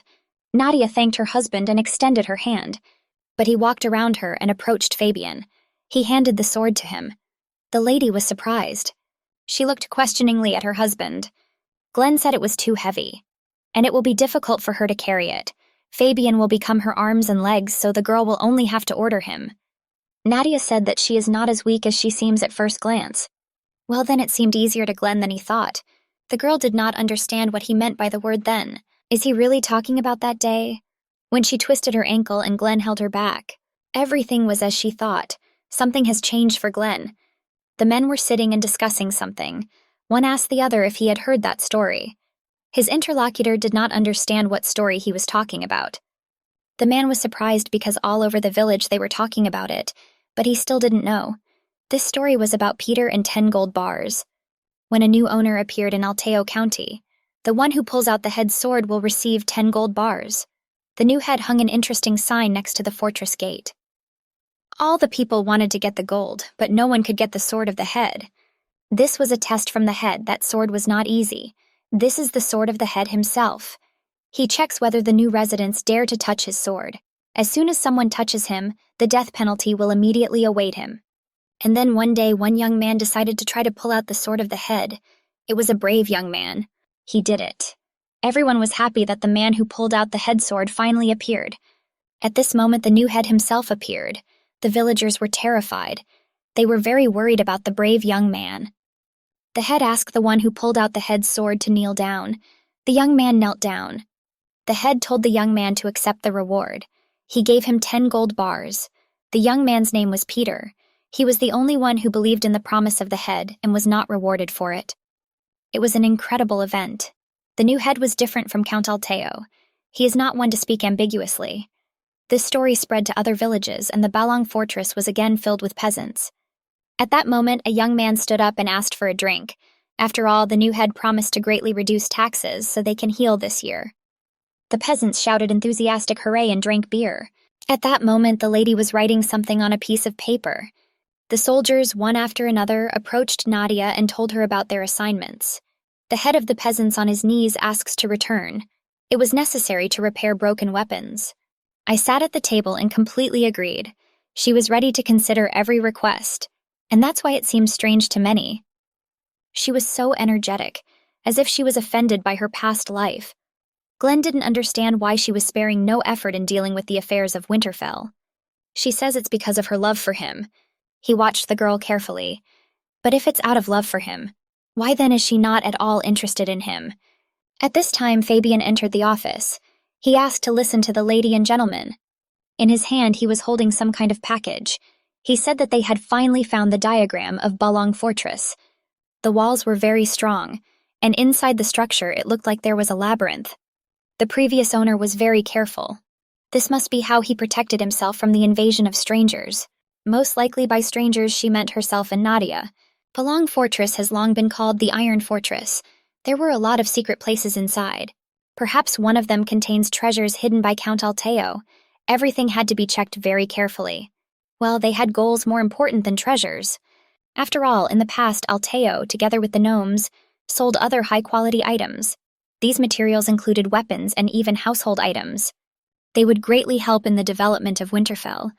It seems all the secret rooms have been found, but there were no traces of dwarves in them. There were even signs to me that they were collaborating. At this time, Glenn walking ahead stopped, and the girl buried her nose in his back. She asked for forgiveness. After all, I thought for a minute. The girl turned to Glenn. Everything was somehow strange. What exactly seemed to be her equal was still unknown. Their path was blocked, but there was a gap and the wall was a little shabby. Everything pointed to that, and Glenn touched the wall with his hand. At that moment, the wall opened. Behind this wall was the Chamber of Secrets, but the girl didn't understand how he could find out. After all, no matter how much the girl looked at the wall, there was no difference. This place was not on the diagram. Everything was somehow suspicious. Glenn suggested we go down, and they went down the stairs. There were traces of blood on the walls. Nadia looked at the walls in horror. The gentleman and lady were surprised by what they saw. In front of them was a forge. It was strange why Alteo hid the forge in such a place. The entire forge was filled with swords and other equipment. Everything was handmade. It was made very high quality and reliably. Nadia picked up the knife and examined it carefully. Glenn grabbed the knife and grabbed her hands. He said that it could be poisoned and it was better not to touch anything here. The girl thanked his concern. Glenn found it strange that Alteo's weapons were of such high quality. This dagger is much stronger and lighter than their weapons. Suddenly, Fabian heard some sounds. He turned to Glenn. Does he hear these sounds? The sounds came from behind the closed door. These sounds resembled the sounds of half-dead people. Glenn, Fabian, and Nadia came to this door. Nadia thought. The forge was hidden underground and filled with high-quality weapons. What if behind this door? Glenn was ready to check everything, and he asked Fabian not to leave his mistress. Several days have passed since they took possession of the fortress. Do I really have people left? What if these are not people, but ghosts? Thoughts huddled in Fabian's head. Glenn swung his foot and hit the door. The door opened at that second. It was a dungeon, and here there were many bars. The sounds of people were heard from the little rooms. They said that they will do as you order. Someone told him he was wrong. Glenn looked through the bars, these people reminded. Yes, there were definitely gnomes. Men, women, and children were sitting here. Nadia did not expect such a turn of events. This could be happening here. Why are they chained in such a place? One of the dwarves fell to his knees and began to ask for forgiveness. He said that last time they committed a terrible sin. Glenn asked why they were here. One of the dwarves was sure that Count Alteo sent Glenn. They just came to see the human world. It turns out that Count Alteo also exploited the gnomes. Fabian asked what they should do now and what their further orders would be. Nadia wanted to deal with this personally. Glenn covered the heavy door. They entered the room where they were chained.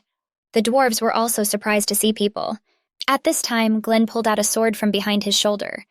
Nadia rushed towards him and screamed no. She wrapped her arms around him. Glenn didn't understand what the lady was doing, and he asked her about it. The lady shouted that they should not be killed. After all, they were only victims, exploited by Count Alteo. The dwarves sat and looked in surprise. But Glenn had absolutely no intention of killing them. He was surprised that his wife thought of such a thing. Then why was there a sword? And when he swung, he had a very serious face. He wanted to break the chains and free the prisoners. The man was very happy to see his legs without shackles. After the dwarves were freed, Glenn introduced himself and said that he was the new head of the county. He asked the dwarves to tell him what Alteo did to them. The man looked at Glenn in surprise. He did not expect at all that the new head of the county was standing in front of him. The gnome began his story. They themselves did not expect that everything would turn out this way. They just wanted to see the world. We wanted to try to create new things in the big world using resources and our teachings. Thinking about this, they went outside, but no one was happy with them. People called them monsters. After all, they were short and different from people. They walked around the village and looked for some house, but no one let them in and no one is ready to give them shelter. In addition, they had a sick baby with them, but they were only busy running away from people. It was raining heavily. There was nothing to indicate that the daughter would end soon. The dwarves were sitting in the forest and did not know what to do. If this continues, not only will the child be in danger, but so will everyone else. They dreamed of having a place where they could hide from the rain for a while. And at that moment, one of the dwarves decided to go to the fortress.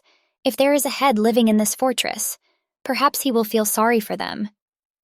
One of the men also decided to go to the fortress, and now they were already approaching the fortress. They came to the fortress and asked Count Alteo to help him. They begged him to help them until the child's fever subsided. The count was very angry. He thought they had a serious matter. He did not understand who let these beggars into the fortress. One of the courtiers said that new guards had let these gnomes into the fortress. The count only allowed the new guard to have his hand cut off and expelled along with the others. The courtier approached the gnome and began to drag him towards the exit. We begged not to kick them out. They didn't have a lot of things with them, but they were ready to do anything. The dwarves begged the count to listen to them. At that moment, a metal bowl fell out from under the cloak. This bowl fell right at my feet. The product was of very high quality and also decorated with expensive stones. The count picked up the items in his hands and looked carefully. He asked the scary thing to wait and leave them. He didn't understand where the beggars got such a precious thing. Most likely they stole it. It was very suspicious that beggars had such a rare and valuable thing. Most likely they just did it. It was stolen somewhere, but the dwarves were outraged. They didn't steal anything. I didn't understand everything correctly. They made this bowl themselves. Count Alteo carefully examined the object once again. He did not believe that the men had made it themselves. He didn't know where they came from, but they seemed to have skills. Therefore, they can be useful. So they were able to get into the fortress. The count said that they could stay here as long as they did everything he said. He locked them in the basement to protect them from possible threats. They didn't mind because they still wanted to stay here until the child recovered. However, things turned out completely differently. When the child recovered, one of the dwarves approached the count. He thanked him for everything. He said that the child had already recovered and that's why they were leaving. The Count was surprised. He picked them up and burned them, but it turns out that they are so ungrateful. We got ready to leave the fortress. This was a lot of nonsense. Count Alteo, until the baby gets better if I do whatever he wants. They no longer need to stay here. The Count said that as the head of the territory, he had a responsibility to protect the local people. If people like them break into the village, it will be a disaster. They stayed here and learned how to make weapons. How can he know what they will do with this knowledge after leaving the fortress? So he decided to deal with them. The dwarves were upset. Didn't he really think about letting them go from the very beginning? All this time he did not give me food or time to rest. What is he talking about now? One of the dwarves grabbed a huge hammer in my hands. The second dwarf managed to intercept his hand and asked him not to do this. At this time, the guard knocked the hammer out of the dwarf's hand. The second dwarf rushed to the rescue, and the Count gloated. He could not let go of those who tried to harm even their benefactor, and then they found them imprisoned and dying of hunger. This was the story that the dwarf told. Glenn said it would have been better if they had found them earlier, but it wasn't a big deal. Only the Count was to blame for everything. Glenn was ready to compensate them for everything they experienced, and give them good treatment until they fully recover. The dwarf begged. They don't need money at all. That's not why he told them the story. They were happy to accept treatment and return to where they came from. Nadia looked at people who do not belong to this world, and which were never accepted. At the same time, they betrayed their faith. She understood them very well. She had to do something to prevent them from ending up in the same situation as her. She would be very sorry if they just returned so easily. After all, they came to see the world. But they didn't really see him. She asked them to come with them. She was ready to show the scale of this world, and they were ready to feel it together. Well, we were already afraid. What if it's the same there? No one will be happy with them, and they will be forced to work again. Nadia ensured that no one else would kidnap or lock them up. They will pay them and give them time off so they can explore all the areas to their fullest. In any case, the mistress did not force them. If they don't want to, they can refuse. But she would be very happy if they lived with them. Their lands need talented craftsmen like them. The past Nadia would also like to be consoled like this, in that house where no one needed her. The dwarf was surprised whether they really needed them. Glenn said think the same way. He understood well that the dwarves were afraid that something like this could happen again, but he asked them not to worry at all. He, as the new head, guaranteed them freedom and security. The dwarves once again decided to believe people. He turned to all the dwarves to hear that he did not think about this. Everyone thought the same. They were unanimously ready to believe people. It was a good decision, and they shook hands. But first I needed to heal, and only after that we talk about where they will live. Nadia was ready to take care of them. At this time, Fabian came in. They completed the inspection of the iron ammunition. As the lady said, she was incredible. It was only necessary to look at this. Fabian degenerated into iron armor. Glenn simply asked to test them and not put them on himself. In any case, the result was good. And this time, everyone was surprised how the lady thought of this. Everything always worked out the way she said. To be honest, these were not her ideas. She had been thinking about it for a long time, but never had a chance to check. And then they hired gnome craftsmen and found iron ore, ideal to try. Iron armor was much stronger than regular armor, but this will become known later. Based on someone's future, the lady knew about everything only because she had already experienced it. Glenn asked to distribute such armor to others. This will enable the defense of their army to increase 100-fold. This is exactly what the lady was thinking about. She really wanted to do it. And at that moment, she came running here precisely for this reason. And when they returned to Winterfell, weapons too. Glenn was surprised. She was the one whose thoughts he couldn't read. Nadia sat on a chair and drank aromatic tea. Everything was ready. They received money from the dragon and the thorny vine. They received a lot of wealth. They gained territory and food in the Rhine region. The army is fully equipped with iron armor and weapons. This place will soon be able to compare with the south. Then, in the upcoming war between north and south, Winterfell will be able to destroy the Balazite family. And she remembered her father and her sister. The sad last minutes of their lives await them. But Nadia didn't worry about it at all. She no longer felt sorry for her family. At this time, behind the doors, the lady heard Fabian's voice. He warned her that he would come in now. He brought the products that the lady spoke about. Nadia thanked Fabian. He found the most famous master in the Rhine. It was very difficult to do. Fabian asked why she did this. He didn't think she would use it herself. These items were for gifts. This was her first time preparing a gift for someone. In her past life, she did not have a single person of her own whom she could take care of. Naturally, she also did not receive gifts from anyone. But if you think about it, after all, he once gave her something. And she remembered her angry sister, who threw the cup of tea off the table. She was very angry that the maid's daughter was getting more attention than her. It was the day when Karine was angry with Nadia as usual. It was all because the dress she wore to the ball attracted more attention than Karine's outfit. But she herself threw the dress to her as a sop. The girl decided to remain silent and not answer her sister. She hoped that this would calm her down faster. While Karine was very angry, it seemed to her that her sister was simply ignoring her. Karine always took out her anger on her, and at some point proceeded to assault, so she was waiting for it. And at that moment, Lord Ji-ho grabbed her sister by the hand. He asked her what she was doing now. Karine asked not to interfere, and for the Lord to go where he was going. It was a private matter for the sisters. Lord Ji-ho was very surprised by the girl's words. At this moment, he turned and looked at the broken cup. The cup was on the floor. Nadia sat upset. Lord Ji-ho said that he might also have a personal matter with her. Karine was stunned by his answer. At that moment, the Lord approached Nadia and said that he needed her. At that moment, he gently took the girl's hand. I could believe Diana. She asked the Lord to wait. But he forcibly took her hands and led her away. He had been thinking about this for a long time. The Lord said that the color red suits girls very well. Nadia thanked him. Suddenly, he gave her a new dress and invited her to dinner. Even though they were spouses, even when they clashed, they didn't really talk to each other. Lord said the place is popular with lovers. He asked the girl if she had ever been here. She sat at home all the time and didn't have the opportunity. She said he talks too much, and he asked me to try the food before it got cold. The girl tried it. The food turned out to be very tasty. She had never tasted such delicious food before. The Lord was glad.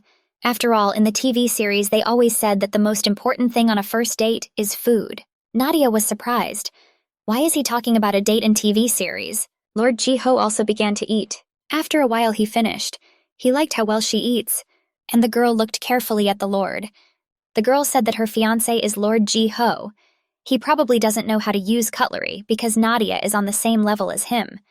It was the first time she had seen a knife handled so ignorantly. Nobles consider the most important thing to be how they look in front of others. Therefore, having seen the Lord's inept dining etiquette, most would have condemned him. Nadia asked permission to ask the Lord a question. The Lord would be happy to listen to the girl. Nadia asked. The Lord is not used to table etiquette, and this was visible to the naked eye. The Lord's face became upset. The girl didn't want to ruin his mood at all.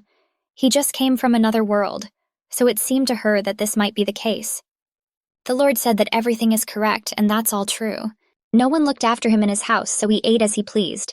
But apparently when others see him eating, they make fun of not only me, but also Nadia. The girl looked at the Lord in shock. Well, she said that if she doesn't mind, then he can teach her. The girl was surprised that the Lord, who himself did not know how to use cutlery, was preparing to teach her how to use them. Having risen tightly, they left the restaurant. Lord said he had a great time thanks to Nadia. This place was truly as incredible as they say. Nadia laughed in response. Recently, Lord was too surprised, and now he wanted to ask the girl something. He was very embarrassed to ask this question. Has she ever experienced discrimination? Nadia was surprised to hear such a question. The Lord wondered if there was any discrimination among the nobles. He thinks that in this world he treats differently only people and strangers like him. Nadia thought about it.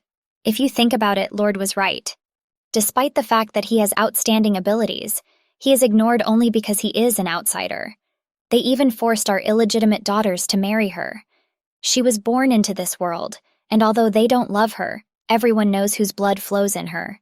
And as it turns out, he was completely alone in this world.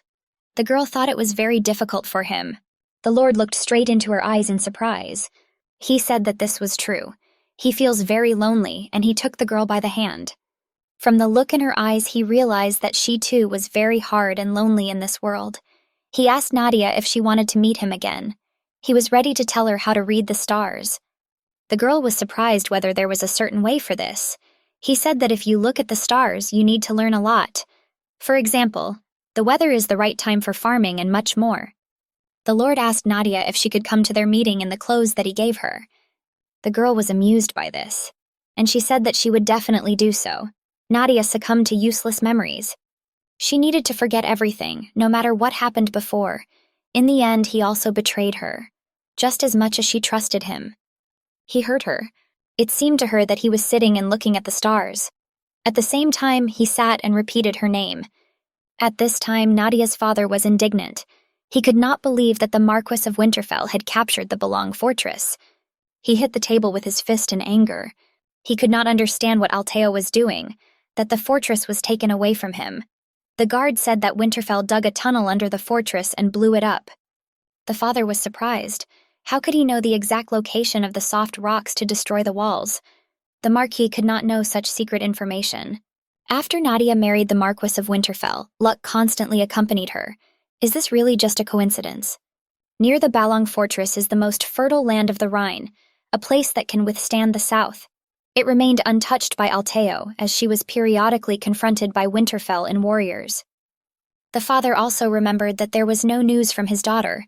The First Lady never contacted them. The good thing was that Lord Jiho succeeded in Gadabir's military campaign. Now the capitals were all talking about him. Isn't he a dragon slayer? That's exactly how it is. He is a dragon slayer.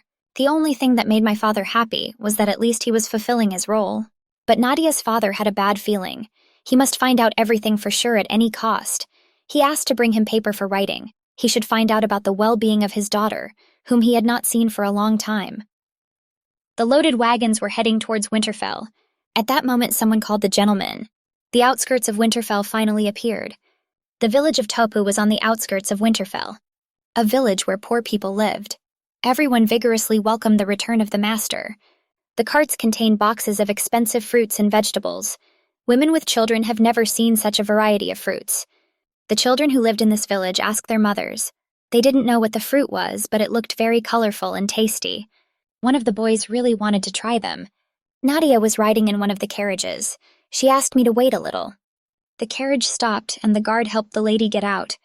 The lady took the large apple with her hands. She handed it to the boy. The lady said that today they have few apples and fruit, but soon they will be able to eat them all the time. The boy was surprised. Is the lady really giving him this valuable fruit? He looked at the fruit with wide eyes. The boy thanked the lady with all his heart. Glenn watched what was happening. Someone suggested we take a short break in this village. Only a few months ago, due to hunger, it was difficult to see a smile on the faces of local residents.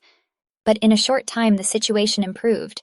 The children finally saw what bright fruits are. Glenn decided that when they returned to the mansion, they should properly thank. Someone brought the Marquis out of his thoughts. He was asked if he had been here before. The day came when they had to return to the mansion. Time flew by very quickly. Glenn looked at his wife in surprise. This look made the girl feel somehow uneasy. Why is he looking at her like that? Maybe there's something wrong with her face. She just wanted to tell him something before they left. When they arrived at Winterfell, the procession... Glenn didn't seem to hear what she was saying. He didn't understand how he hadn't noticed it before.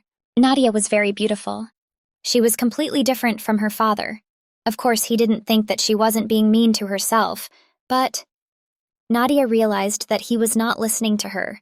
Glenn apologized because he really didn't hear his wife because he was lost in thought. She was talking about the ceremony for the return of Winterfell. I take his place in the procession. Glenn had completely forgotten about it. He said that Nadia would enter the territory with him. Nadia wanted to tell him in advance. She really didn't want to be seen, so she wanted to stay in the cart. Glenn was surprised. After all, success in this war is her merit, and so she must attend the return ceremony. But if rumors spread that she returned with the Marquis on the same horse, her father will immediately begin to suspect her. She might be called a double spy. Someday the day will come when they will use what the father trusts her, so she wanted to keep this opportunity. It didn't have to come to that. It was true that he and the Duke of Balazit were political opponents, but he was her family. Glenn would never ask her to stab one of her family members in the back. He would never involve her in his relationship with the duchy. This is not what Nadia wanted to say at all. In the near future, a serious confrontation will begin between North and South. Everyone guessed about it.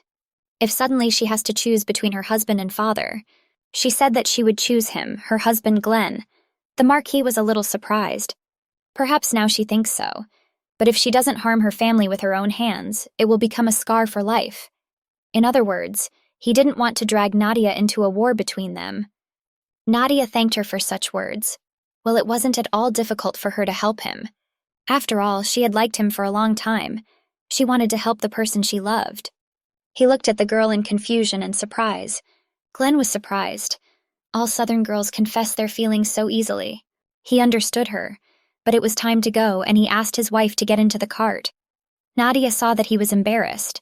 His face and ears were covered in red paint. Nadia thought that the more she looked at him, the cuter he became. At this time, in the mansion, Aunt Glenn demanded that the seal be left to her, but the butler could not do this. He asked for forgiveness, but still he couldn't handle Madame Nadia's seal so carelessly. The lady tried to remind Gordon that just a couple of months ago she managed the mansion's household, and to be more precise, they did this with him. But now the butler didn't seem to trust her. The butler was grateful for her help, but that was then. And now a mistress has appeared in the mansion. No one can take the seal without her permission. Auntie was surprised. So now her weed has a real owner. The truth could not be hidden. Everywhere the servants whispered that the Marquise had not been seen for several days. Auntie was waiting for an explanation from Gordon. When his mistress leaves her place so irresponsibly, who should take over the household of the family? And Auntie pointed her fan at the butler. The butler stood and listened to her carefully. He was silent. It was very suspicious that she disappeared at the exact moment Glenn left. She must have run away when the opportunity arose. She is sure that something bad happened to Winterfell. The aunt tried to remind the butler that the Marchioness from the family was a bastard. The butler understood his aunt's concern. He didn't want to say this, but his mistress was now with his master. Auntie was surprised to hear such an answer. Since when has she been with him? Even if this is true, it doesn't make her any less suspicious. Who knows what trick she has up her sleeve? The butler insisted. Everything that concerns the household, the lady will personally deal with it. Auntie was surprised. What did the girl do? That the butler is unquestioningly on her side. The aunt was surprised that her nephew had not yet sent his wife back. She's definitely bothering him there. But the butler knew nothing about this. He said that they would return soon, and Auntie would be able to ask the master about it herself. She was surprised that the Marquis would soon come home. The Marquis and the soldiers were already approaching the mansion. Everyone congratulated him on his big victory. Everyone was glad to see the Marquis, and they congratulated him on his victory. No one expected that they finally returned with victory. Auntie was happy. It was a great relief that they returned safely. Glenn was surprised that Auntie came out to meet him. Yes, this time he really came back. Incredible. This was truly a huge achievement. Auntie saw that the Marchioness also came with him. She was glad that she was okay. Auntie was surprised to hear that his wife left the mansions and went to war. She didn't understand how a girl could go into such a dangerous business. Auntie wanted to hear how she would justify herself. Well, Diana knew what to tell her. She just missed the Marquis so much that she couldn't stand it anymore. Auntie was angry. What nonsense is she saying? And the guards were surprised. This was said very romantically. At this time, Glenn began to cough. Her aunt thought she was a nasty girl. She still managed to get out of this situation. She told the girl that if she loved the Marquis so much, she should have thought about his situation. Didn't she realize that her location on the battlefield could only hinder him? Nadia said Auntie is definitely right, and she's so stupid. At this time, Guiscard turned to his aunt. She turned around. She thought that such a devoted man as Guiscard would say something necessary. He definitely had accumulated dissatisfaction due to the fact that the lady came to the military camp. To his great surprise, Guiscard asked the lady to watch her words. After all, there were many eyes here, and he asked her to be more kind to the Marquise. The Marquise put herself in danger because she was worried about her master. She was responsible on the battlefield, so there is no need to worry. Is Guiscard really protecting Balazit's daughter? They were newlyweds, and therefore, when the gentleman met his lady, he again gained new strength. And it was true, all the guards noticed it. Grace was beside herself. They're all out of their minds. Until recently, everyone ignored her because they thought that we were sitting. Glenn said that at least he and his aunt are relatives, but the mistress of Winterfell is now his wife. And aunties don't forget basic things. Glenn hugged Nadia. Auntie was seriously upset. Glenn also began to defend this girl. Glenn said that they were tired after a long journey. so they decided to leave first. The newlyweds left in an embrace. Auntie couldn't believe her eyes. Gloom covered the daughter. Something was wrong here. Someone was wrong. If things go like this, she will soon finally take all the power. And when she seizes power, she will also give birth to an heir. In the position of an aunt, she will weaken. She couldn't let that happen. Nadia went into her bedroom. She is very tired. After all, playing the lover is much harder than winning the war. And the girl lay down on the bed. Well, she couldn't fall asleep right away. There were a lot of thoughts in my head. It seemed to her that Glenn had softened towards her. In addition, the people of Winterfell took her side so quickly, she did not expect this at all. At this time, there was a knock on the door. The servant asked if he would warm the water for her bath. Nadia asked me to do this for her. The girl asked her servant Risa to come in for a moment. At this time, she opened the box. The box contained jewelry. The servant asked what it was. Nadia said the Rhine region of Balong Fort is famous not only for the production of iron ore but also glass. She brought this with her in mind. She asked me to tell Yuri and Auden too.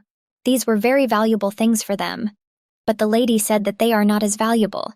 These are not jewelry, just glassware. When she first arrived, they helped her a lot. Therefore, the mistress wants to repay them. You shouldn't try to look better for people who hate you anyway.